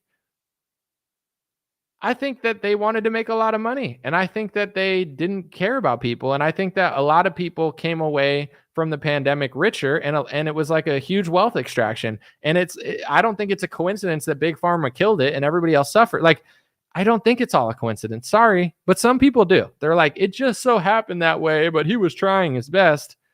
You think that? Really? That's okay. Maybe. Same with all the January stuff and like the Mike Lindell. It's like, it just so happened that the election lasted for 8 months during and everybody got set up, and then nobody was like paying attention to the country that was already being held for ransom by the pharmaceutical industry. Yeah, that all just spontaneously happened by mistake. Could have been. If it did, it's the greatest real story ever told. It's either the greatest conspiracy theory of all time. It's the greatest conspiracy, not a theory. It's either the greatest conspiracy of all time, or it's the greatest coincidence in human history. And the George Floyd riots just so happened to break out in April too. I mean, I have a hard time like that. The timing of that was crazy too. You could trace in certain parts like California, the day or the week, I think it was within 24 to 48 hours, as soon as they opened up businesses were closed for 3 months. Nobody could even go in their business. They opened up the doors, and then the media brainwashed people to smash their doors in the name of George Floyd.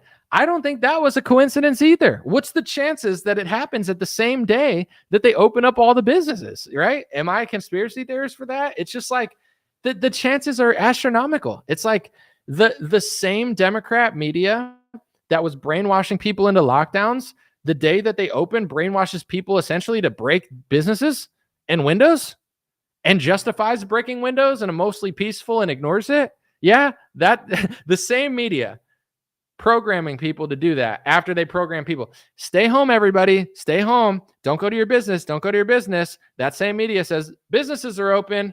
Oh my gosh, George Floyd died. Oh my gosh, protests are okay and riots are okay. And it doesn't matter. It's like, there's no way this is a coincidence, like that's high level programming.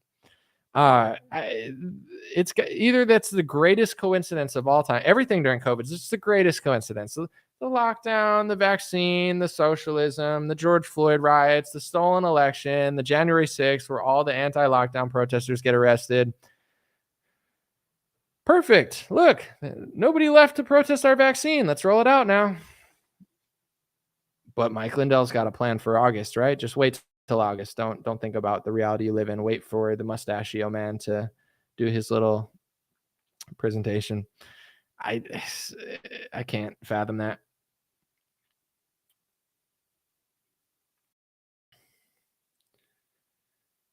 Someone said, right, it was dumb to risk ourselves on January 6th for Big Pharma Trump.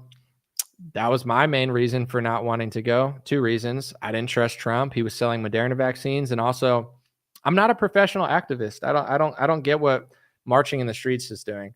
And I was so tapped into the lockdowns that I would have had to fly from California to DC. That's a long flight, by the way, and expensive, and wear a mask. I felt like a coward or a hypocrite. Like there's no way for me, unless I was going to drive, which I wasn't going to do.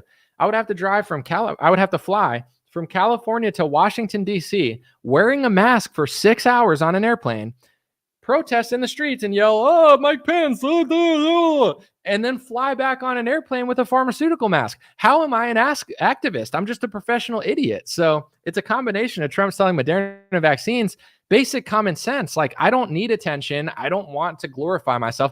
I'm not saying everybody there, but it's like a photo op. It's the same thing with the George Floyd riots. How many people at the George Floyd riots? George Floyd riots were for the left. That was a setup for the left. January 6th was a setup for the right. It's like, how vain are you? You want to be in the streets. You want to tell yourself you're doing something. And then you're going to go right back inside and be a lockdown slave like we tell you to. That's for the left. For the right, it's like, go fly on a plane, wear a mask, take it off, take a selfie, put a mask back on, go back home. How is that activism? To me, the real protest would have been every Trump supporter doesn't wear a mask on an airplane and the mandates end overnight because it's insane to have a mandate, or everybody shows up to work, or like, that's a protest. But our protest was being hijacked to go march in the streets in a shitty city. It wasn't registering to me. It's like, I'm not that vain to be like, I'm going to wear a mask for 6 hours, march in the streets, take selfies, and then go back and pat myself on the back. Like, no, I'm an idiot. I'm a useful idiot if that's what I'm doing. So those are my main reasons. And thank God I think that way. Because if I didn't, I guarantee you they probably would have tried to throw me in jail, because I'm sure I would have got a very raw deal if I was even anywhere near that at all for any reason. So thank God I saw through all that bullshit, because some people are like, oh, it was the left. And it's like, maybe it could have been the left, but it also could have been your own side. I don't know. When I figured out that they were passing speech laws in my country, it was Republican media that smeared me before liberal, and then liberal media picked it up. They're working in cahoots sometimes, not all the time, but I don't know.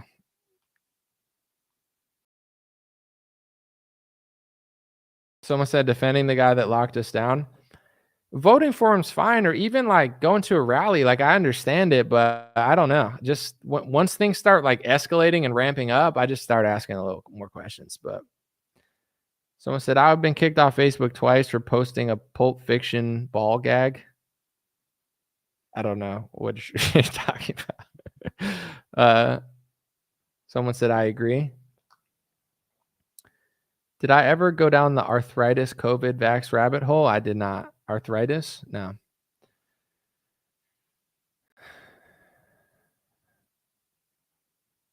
Woman for Trump and Vance. Woo! Woman for Trump and Vance. That's my impression of you. Someone said, okay, my friend, focus on pushing Trump into surrendering constitutional First Amendment rights to social media. We'll see. I mean, I'm not going to lie either. Like, here's another thing that's probably unpopular, but I think it's true. I do think that there was fun. Like, I know how they cheated during 2020, and it's not even how everybody else is saying. Like, the people that were like, oh, they made it impossible to like cover the cheating because they were just lying and like over exaggerating. The Hunter Biden laptop suppression, that's provable cheating that switched the election. Provable, obvious, illegal, should be illegal. The second one is the mass mail-in ballot scheme. I don't want to go over this again, but I haven't talked about it in a while. Everybody's like, oh, they had to do this and that. Just the way they did the mass mail-in ballots, that's enough to swing millions of votes. How is he getting so many votes? Because no one can go anywhere. You lock everybody in your house. You send everybody, and now you're getting 20 million people who've never voted before to vote because everything was keeping them inside, preventing them from traveling, and sending a ballot to their house and giving them like 2 months to vote. So it's like they cheated systemically in a very intelligent way, but most Republicans can't even point it out. And on top of that, Trump ran a terrible campaign. If you want to be honest with yourself, think about Trump's campaign now. His campaign is incredible. This year, the last 3 weeks, it's the best I've ever seen Trump. I even think it's better than 2016 Trump. He's killing it right now. His campaign is almost unbelievably incredible. Elon Musk, RFK, Tulsi Gabbard, doing Madison Square Garden, Joe Rogan, he's at McDonald's in a suit, Andrew Schultz. He, for some reason, went on no podcasts in 2020. His idiot advisors were like, oh, just go to Fox News and don't go to podcasts. He ran a horrible campaign in 2020. His campaign sucked. His messaging was basic, and he played it safe. And I believe if he ran the campaign he ran this time, he probably could have done a lot. And he barely even talked about lockdowns and stuff. Like, it wasn't even that big of a part of his campaign. It's like everyone's locked in their house and everybody's like acting like it's not happening. It was just a terrible campaign. So, this time I think he's going to win big, because even though they're going to do things with the ballots in order to increase their votes, you can only increase so much. I mean, unless they really cheat, but it's possible. But I do think that he's going to win this time. And I do think it's because he ran a better campaign. They've had years to kind of figure out what Democrats are doing and either emulate it or try to close it down when it's super messed up. And, but, nobody wants to take accountability. Everybody just wants to be like, I'm a victim, 2020, we're victims, yell and scream in the streets. And it's like, yeah, no, Trump and Republicans deserve no accountability. Even with all the illegal or pseudo-legal mass mail-in ballot schemes, that's what happens when you justify it. Like, if Kamala Harris tried to do what everyone did with Mike Pence now, it would be messed up. But you see, she got the idea from Trump supporters.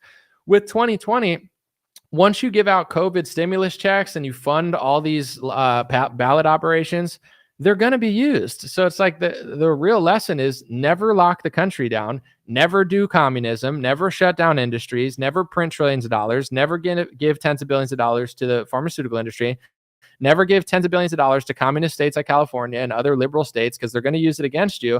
It's like Trump and Republicans doled out all that money and then brainwashed their supporters into thinking they were victims of the 2020 election. They cheated with the help of Republicans. So it's like, that whole narrative, nobody believed me for years and they got mad at me, but it's like, that's how I felt. I can't lie. I can't just make stuff up. Like somehow Republicans tricked people into thinking that they played no role in their own demise, where it's like digging like a 30-foot grave, jumping in, burying yourself, and then being like, how did that happen? It's like, because you did that, like I don't like when people take zero accountability. It's annoying. Someone said it won't be a clean election. Well, Elon is pointing out brilliantly how they're cheating this time. They're bringing in tens of millions of people illegally and legally, and the legal ones, they're lining them up to vote. Elon is better at pointing this stuff out than most Republicans. He's definitely high IQ, and he explains it perfectly. You can say that Democrats are cheating without just sounding stupid, and just being like, oh, I watched a $30, documentary by Dinesh D'Souza. That documentary didn't do anything. I knew the whole time. It's like he's pinging cell phone data. Like that does nothing. You could ping an Uber Eats driver. He stopped in 15 places. You have no proof. You know what I'm saying? So it's like that documentary was a good cash grab, but it was going to do nothing for the election. Elon's better at pointing it out because he's not just doing it for a hype. It's like, that's how they're cheating. That's how they're cheating. That's how even Vivek is smarter than just being like, whoa. He points out exactly how they cheated. Mass mail-in ballots, Hunter Biden story. It's not only the safe way to talk about it, it's the accurate way to talk about it. Because if you're just saying 15 things and like 3 of them are provable and 12 of them you just think because someone posted it on Twitter, then how are we going to fix the things that are actually happening? That's how I look at it. So I enjoy Elon Musk. Like he gets it. They're importing people to swing states legally in some cases to completely shift the demographics. And here's the craziest part about what Elon's saying. When people like Nick Fuentes said this and other people like that, I don't know who you'd consider like that, but I remember he was saying that and other people were saying that like 5-6 years ago, right? They were like demographics or destiny. And like, they're changing the race demographics of country of states in order to make it permanently Democrat. They were called like racist and anti-Semitic, and all these gatekeepers on the right were like, he's so crazy. Elon Musk is saying the same thing now. That's the same thing he's saying. They're switching the demographics of the states in order to gain votes. So in the future, it's like California, where it's a one state or one party state. That's exactly what they're doing, and that's Republicans. They call everybody that's talking about that crazy. And then they adopt that policy 10 years later when it's too late to do anything about it. So I appreciate Elon Musk, but the Charlie Kirks and stuff of the world, they were poo-pooing that theory for so long until they finally figured out that that's what the Democrats are doing. So, that's why I have to do my own thing, because Republicans are always like, oh, we're the victims, give us money. Oh, we don't know about the speech laws. Oh, let's fund the vaccine industry. Oh, let's give the Democrats money. Oh, let's print COVID checks, even though we just said it's a socialist AOC policy. Oh, we lost the election because we rigged it on ourselves. Oh, we're the victims. Oh, it gets set up at January 6th. Oh, Mike, it's like these people are like professional con artists. Of course, a lot of what they're saying is true, but I don't follow the Pied Piper. I could see a Pied Piper when I see one. These people are like 7 years late on everything. And now you got Andrew Schultz making jokes that nobody would make 5 years ago. Elon Musk tweeting things that mainstream Republican media tried to shut up 5 years ago. It's like, that's what they're doing. They understand the racial aspect of voting patterns, and they're switching them in order to win elections, because, we have statistics of what happens in certain ethnic groups. Could it change? Absolutely. But the change is usually like 5 to 10%. It's not like, oh, someone who voted 30% is voting 60% the other way. It doesn't change like that, usually, on average. So they're doing that. But it's just interesting that it's a mainstream conversation now, because the Democrats used to do it quietly. Now they're doing it so blatantly. They're like, let's just fly 10,000 people from this country right here in this suburb. Like, it's like, what? We know what they're doing. It's so evil what they're doing too, because it's so bad for society. Like it's just so bad. It's so much worse than like legal merit immigration. It's so much worse than just not doing that in any way. Like it's the worst thing you could possibly do for everyone. They're just, it's crazy. This country is ridiculous. Someone said they complain to keep the smoke and mirrors show going. That's all. Yeah, but people got to just catch on to it. Here's what I will say though: people are catching on. I've seen the trajectory. Like Elon is a huge part of that, to be honest. Like he has to play a certain role, I think, because he's so powerful. But he's allowed people to have conversations on Twitter, and you see if you use Twitter and you're open-minded and not completely biased one way or the other, you see why they censor so much. Like there's a reason they censor. You could say, oh, they're censoring because they want to do the right thing and they think it's right, but it doesn't work out. Maybe, but also when you're lying, if you're lying and you're in a place where there's the truth and the lie, the truth is going to win. So a lot of times censorship comes from people who know they're lying, because if you're allowed to have a balanced conversation, you lose. So that's why there's so much desperation, even on the right, to cover up certain things. Like, yes, it's sending some people even further out than they normally would go, but a lot of the boundaries of societies have been written by the victors of the war. Like the boundaries of what you can and can't say are mostly written by who wants you to say what and say what. Like in a Muslim country, they have boundaries based on the Quran. In Israel, they have boundaries based on genetics. Like you can get an Israeli citizenship if you're genetically Israeli. So for all of this talk of people that talk about race and whatever, it's like, isn't it interesting that so many people in America that are pushing that you shouldn't care about your race are the same people that need a certain ethnicity to get a citizenship? Like, isn't that fascinating? But it's like, in general, I forget where I was because I kind of got sidetracked. Am I kicked yet? Kicked out? No, I'm not even reading what you're saying. But I forget where I was going. Oh well. Oh yeah. On Twitter, like there's a lot of pushback against certain censorship that's always been there, but in a Muslim country, they censor based on Allah and the Quran. That's their religion. In Israel, they have censorship policies based on their nation and certain citizenship policies based on genetics, because that's their people. Their religion is based on race, ethnicity, to some extent, to most extent, in my view. But talk to Dennis Prager, he'll tell you something else. I don't know.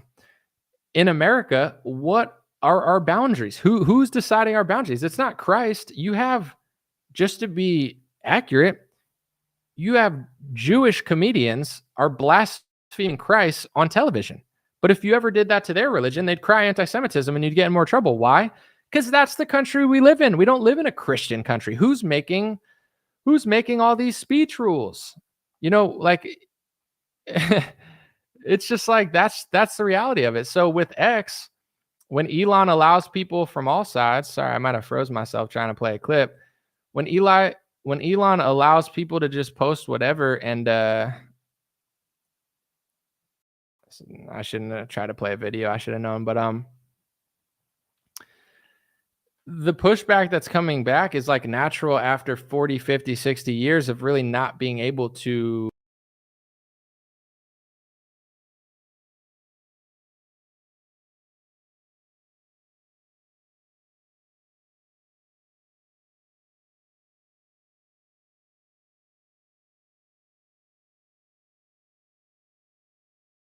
We good. All right. Sorry about that, folks. But yeah, it's like all the conservatives on Twitter that are crying about anti-Semitism. This is the pendulum swinging back from all of the decades of censoring conversations that you're not allowed to have about history or whatever. And now on X, you're allowed to talk about that. So now, what it is an open conversation. And the people who've benefited from not having an open conversation about that topic are freaking out, because it's easy to win a conversation when the opposition's nowhere to be found. And you could stage these fake left and right opposition conversations where you just destroy a bunch of like depressed, medicated liberals. So that's what's going on with the Christopher Rufos and the Konstantin Kizins and the Seth Dillons and all these type of people. they've lived under an order for so long where most social media was completely censoring and banning their opposition to what they're saying. Now, Elon's allowing them all to go to the comment sections, and they're ratioing every post they make. I'm not necessarily saying it means they're right, but what are the profound conversations that are being had by the people who are now getting ratioed on Twitter? Are they making any sense? Or are they just crying hate speech? Are they writing articles in Soros-funded publications in some sense, crying about anti-Semitism, calling Candace Owens a conspiracy theorist? You notice how they start sounding like liberals, and then they say that the woke right is Tucker Carlson for platforming somebody who said that Winston Churchill was the archenemy of World War II. Why are they so mad that someone said Winston Churchill is the archenemy of World War II? Because that destroys the whole World War II narrative that we've been taught. And the World War II narrative that we've been taught has been passed into legislation all across the West, in Australia and Europe and in America, which does not allow you to have an alternate opinion of that. So it's so clear what's happening, but it's like, this is why, this is why free speech is interesting, but this is why some people don't want free speech.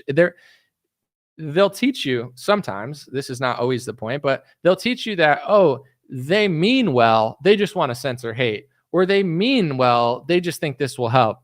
I'm starting to think that most people don't think so. They can only win the debate if there is no opposition. As soon as there is opposition to anything, they just scream hate.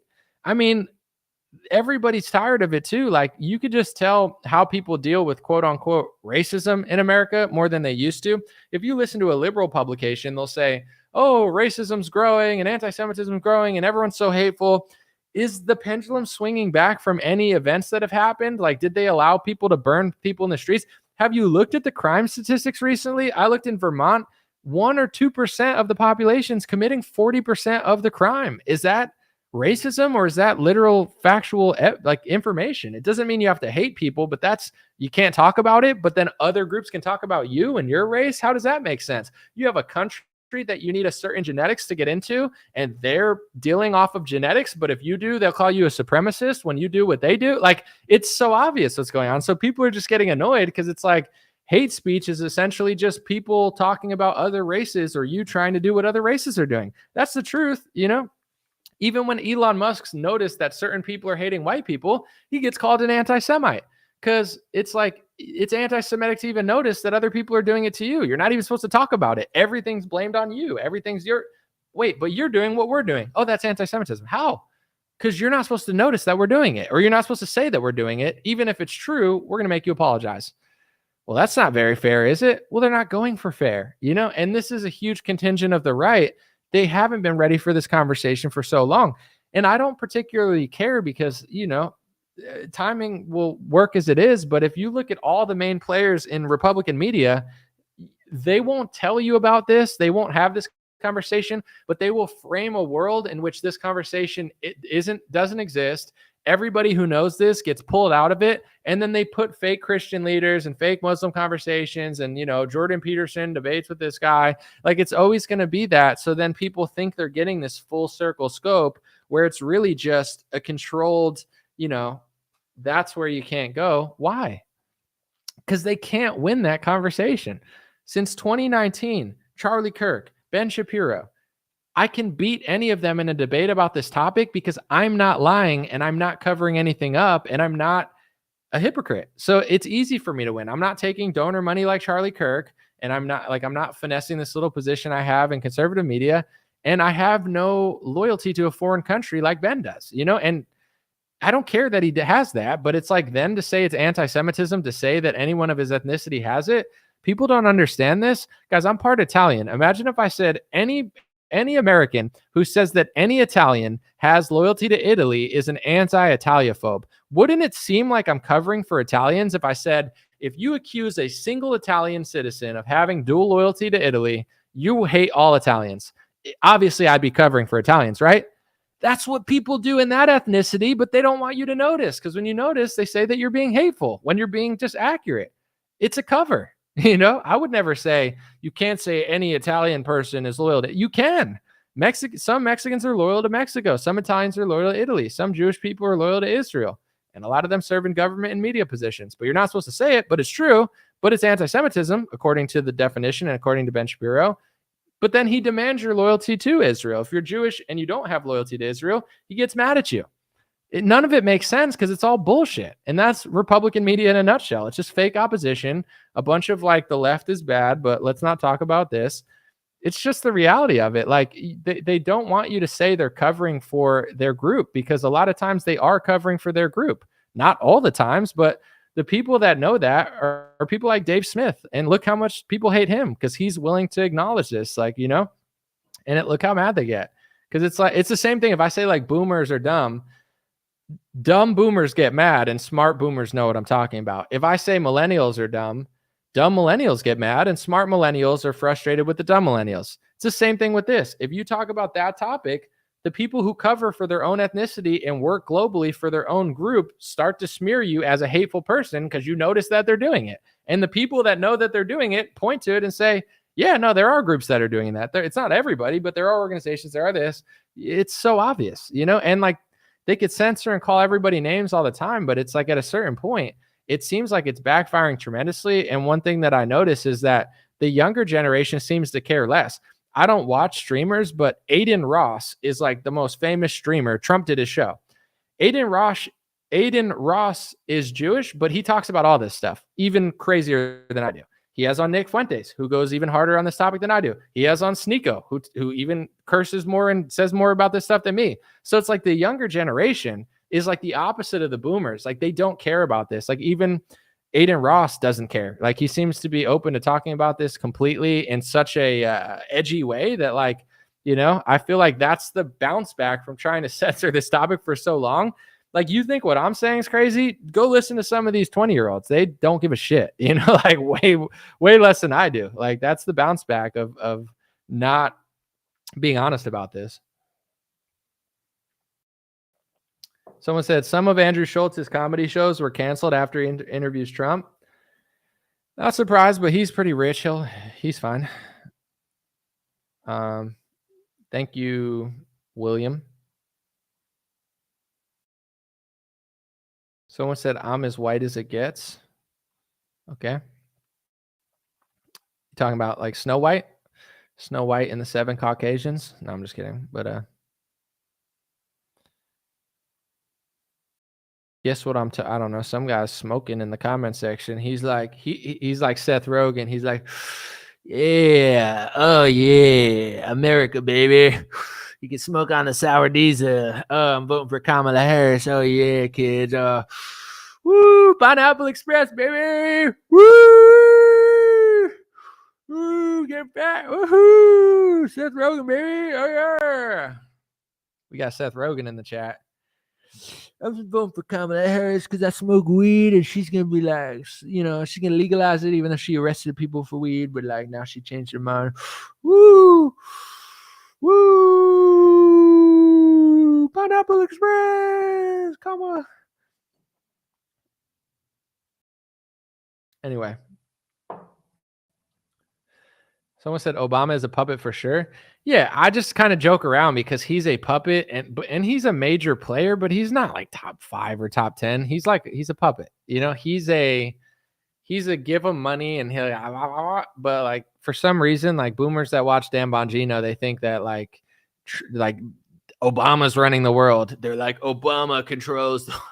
It's like Obama definitely sucks and he lies. By the way, I'm not trying to be rude, but Obama looks terrible. Doesn't he look bad? Why does every liberal just start looking like Ellen DeGeneres? I don't know what it is. It's like you got Mark Cuban, or Marxist Cuban as I call him. He's like slowly turning into Ellen DeGeneres. Obama slowly turning into Ellen DeGeneres. They all just start morphing into Ellen. It's so strange, but I don't know if it's like a lack of testosterone or like, I don't know, but doesn't Obama look kind of like, he just almost looks like he's like a sick man, you know, like just like strung out or like just weak, you know. I don't know what it is. Am I tripping or no? He looks terrible. Because he used to look like a basketball player, you know. He's an athlete. He's a guy that's like kind of a cool looking guy, but he looks like someone sucked all the Space Jam powers out of him, and he's just like walking, you know. He's just like, vote for Kamala. I'm like, this dude aged like 1,000 years since I seen him last. But John Smith said a lot of old gays look like that. That's funny. I mean, I can't speak for all the old gays. I don't know. It's like, that's a good comment. I don't know if it's true or not, but it made me laugh. Do the old gays look like that? There's going to be some old gay person here like, anomaly, I'm a 70-year-old gay. We don't all look like that. All right, dude. I'm just reading the comment. Let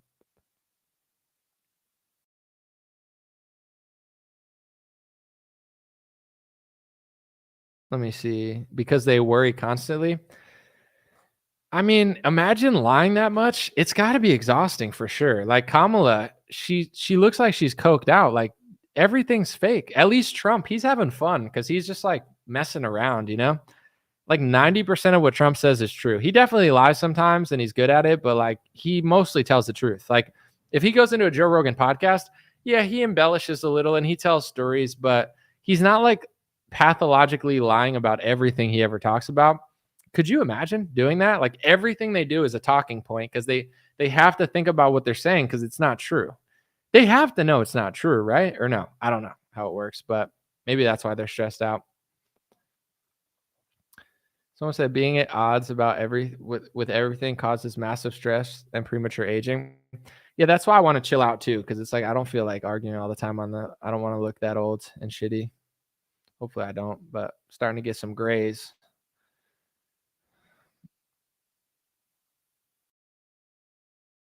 Anyway.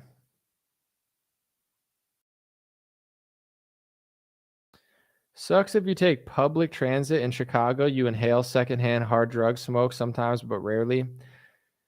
I could imagine that public transit in Chicago sucks. I don't know for sure, but I could just imagine it sucking pretty hard.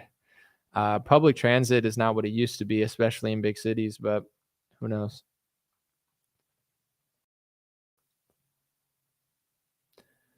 I'm an independent Democrat, but I'm independent. Someone said Trump didn't call himself the father of the vaccine. I mean, he actually did, though. I think he said, some consider me the father of the vaccine. You know, he said it like that or something. Thank you, Facebook user. I can't see your names on Facebook. I apologize. I wish I could, but I can't. Someone said, I'm trying to figure out what made Anderson Cooper flip. I'm worried about him. Hopefully he doesn't get hurt. Here's my best guess about that, and then I'm going to take off. This has been long enough. At the end of the day, everybody's looking out for themselves. And when your machine is working well and you're working with the government and the corporations and everything's going well, you're willing, as a CNN, you're willing to pathologically lie. They're getting destroyed money-wise, ratings. Like CNN, they can't compete with anybody. I mean, go look at their top 5 hosts on CNN and compare them to my Facebook page. Like I'm killing all of them, like in followers and engagement. Like there's probably not a single person at CNN that has the engagement that I have. And, you know, it's just Facebook, but TV is going down and, you know, podcasting and stuff is going up. So I think they've lost so much support that they're trying to figure out who to be because they're like super left wing and nobody wants to listen to them. But then the left wingers get mad when they say anything normal. So I think they're trying to save themselves, to be honest. Like, I don't think Anderson Cooper flipped or he's on your side or, you know, that means Trump's this or that. I just think they've lost so many eyeballs and so many viewers and so much money and so much power that they're trying to figure out if they could rebrand to try to like get people to like them again. Because I don't think there's that many Democrats who watch television media. They're all like Popovich, the coach for Spurs, or like Mark Cuban, like old white guys who look like Ellen DeGeneres. Like they don't have that many viewers anymore. So I think they have the statistics in front of them and they're like, we're getting smoked by Aiden Ross on podcasts. We're getting smoked by Andrew Schultz, Joe Rogan. We're getting smoked by Tucker Carlson, Candace Owens, Ben Shapiro, like everybody. So I don't think they're transitioning to like tell the truth against Kamala. I just think it's like, you know, are they going to sink their ship with Kamala? I think Kamala is a terrible politician, worse than Joe Biden. And they did an audible and they threw a desperate Hail Mary because Joe Biden was going to lose. And she's probably worse than him. So I think everybody, they don't want to sink with Kamala Harris. You know, that's my guess. Cause it's like, it's bad. Her campaign is bad and her talking points suck. And at a certain point, like even you get tired of lying. You're just like, all right, let me ask her a real question. She can't answer them. She sucks. I'm out, folks. Appreciate you. God bless you. God bless your family. God bless America. God bless the world. Thanks for watching. Check out dreamrare.com if you want to check out these beanies. We got black beanies, blue beanies. We got long sleeves. Check it out. Dreamrarelinks.com has all my links. Where's your Spotify? Dreamrarelinks.com. But Anomaly, I heard you make music. Where could I find that on Spotify? Is it different from your podcast? Dreamrarelinks.com. DreamRarelinks.com. Dreamrarelinks. But don't you have that one website or Patreon or whatever at dreamrarelinks.com? It's all there, all my links. Was that a good marketing pitch or no? Should I sell more pharmaceuticals with side effects? That's good for now. Appreciate you guys. I'll be back soon. I think my next podcast is going to be funny. And I'm just going to like laugh at stuff because I don't know. This was enough heavy stuff for a while, but not a while, but you get what I'm saying. I have a few funny clips that I want to make fun of people on. So, all right, I'm out. Have a good Sunday. Hey, what's going on, my friends? Just a few ways to stay in touch and support if you'd like to. The first way is dreamrare.com. We have blue beanies, black beanies, pink hats, other colored hats, freedom versus tyranny shirts, stay blessed long sleeve, God is great long sleeve, and lots of more cool items coming soon. Dreamrare.com. Check out the shop to support. Everything's made in the United States. Handpicked by me. Patreon.com/raretalk for $5 a month. You can help support me, support the show. If you haven't noticed, unlike other channels, I don't work with very many sponsors, sometimes none at all. And part of the way I'm able to do that is with the dreamrare.com shop and patreon.com/raretalk. So thank you guys for keeping this show free, unimpeded, uninterrupted. I'm forever grateful. My free email list is stayintouchwithme.com. So check the links below in the description or just type in on any browser, stayintouchwithme.com, all one word. You'll find my email list, put it in there, and it's the least annoying email list you'll ever be on. I barely use it because I don't like getting emailed every day or every week. It's annoying. So I don't do it. Stayintouchwithme.com. It helps me take back some power away from big tech. Telegram, t.me/dreamrarechat or @dreamrarechat. Due to censorship, I post all my live stream and videos there. Sometimes I have some bonus content, and I try to give people a heads up when Facebook or YouTube won't. DreamRareChat at Telegram. My Instagram is @DreamRare. Thanks for everybody following there for shorter content. And DreamRarelinks.com. That's DreamRarelinks.com. Has all my stuff. My podcast on Spotify, Apple Podcasts, my music on Spotify and Apple, my Rumble page, my BitChute and Gab page. All my links are found at DreamRarelinks.com. Thanks for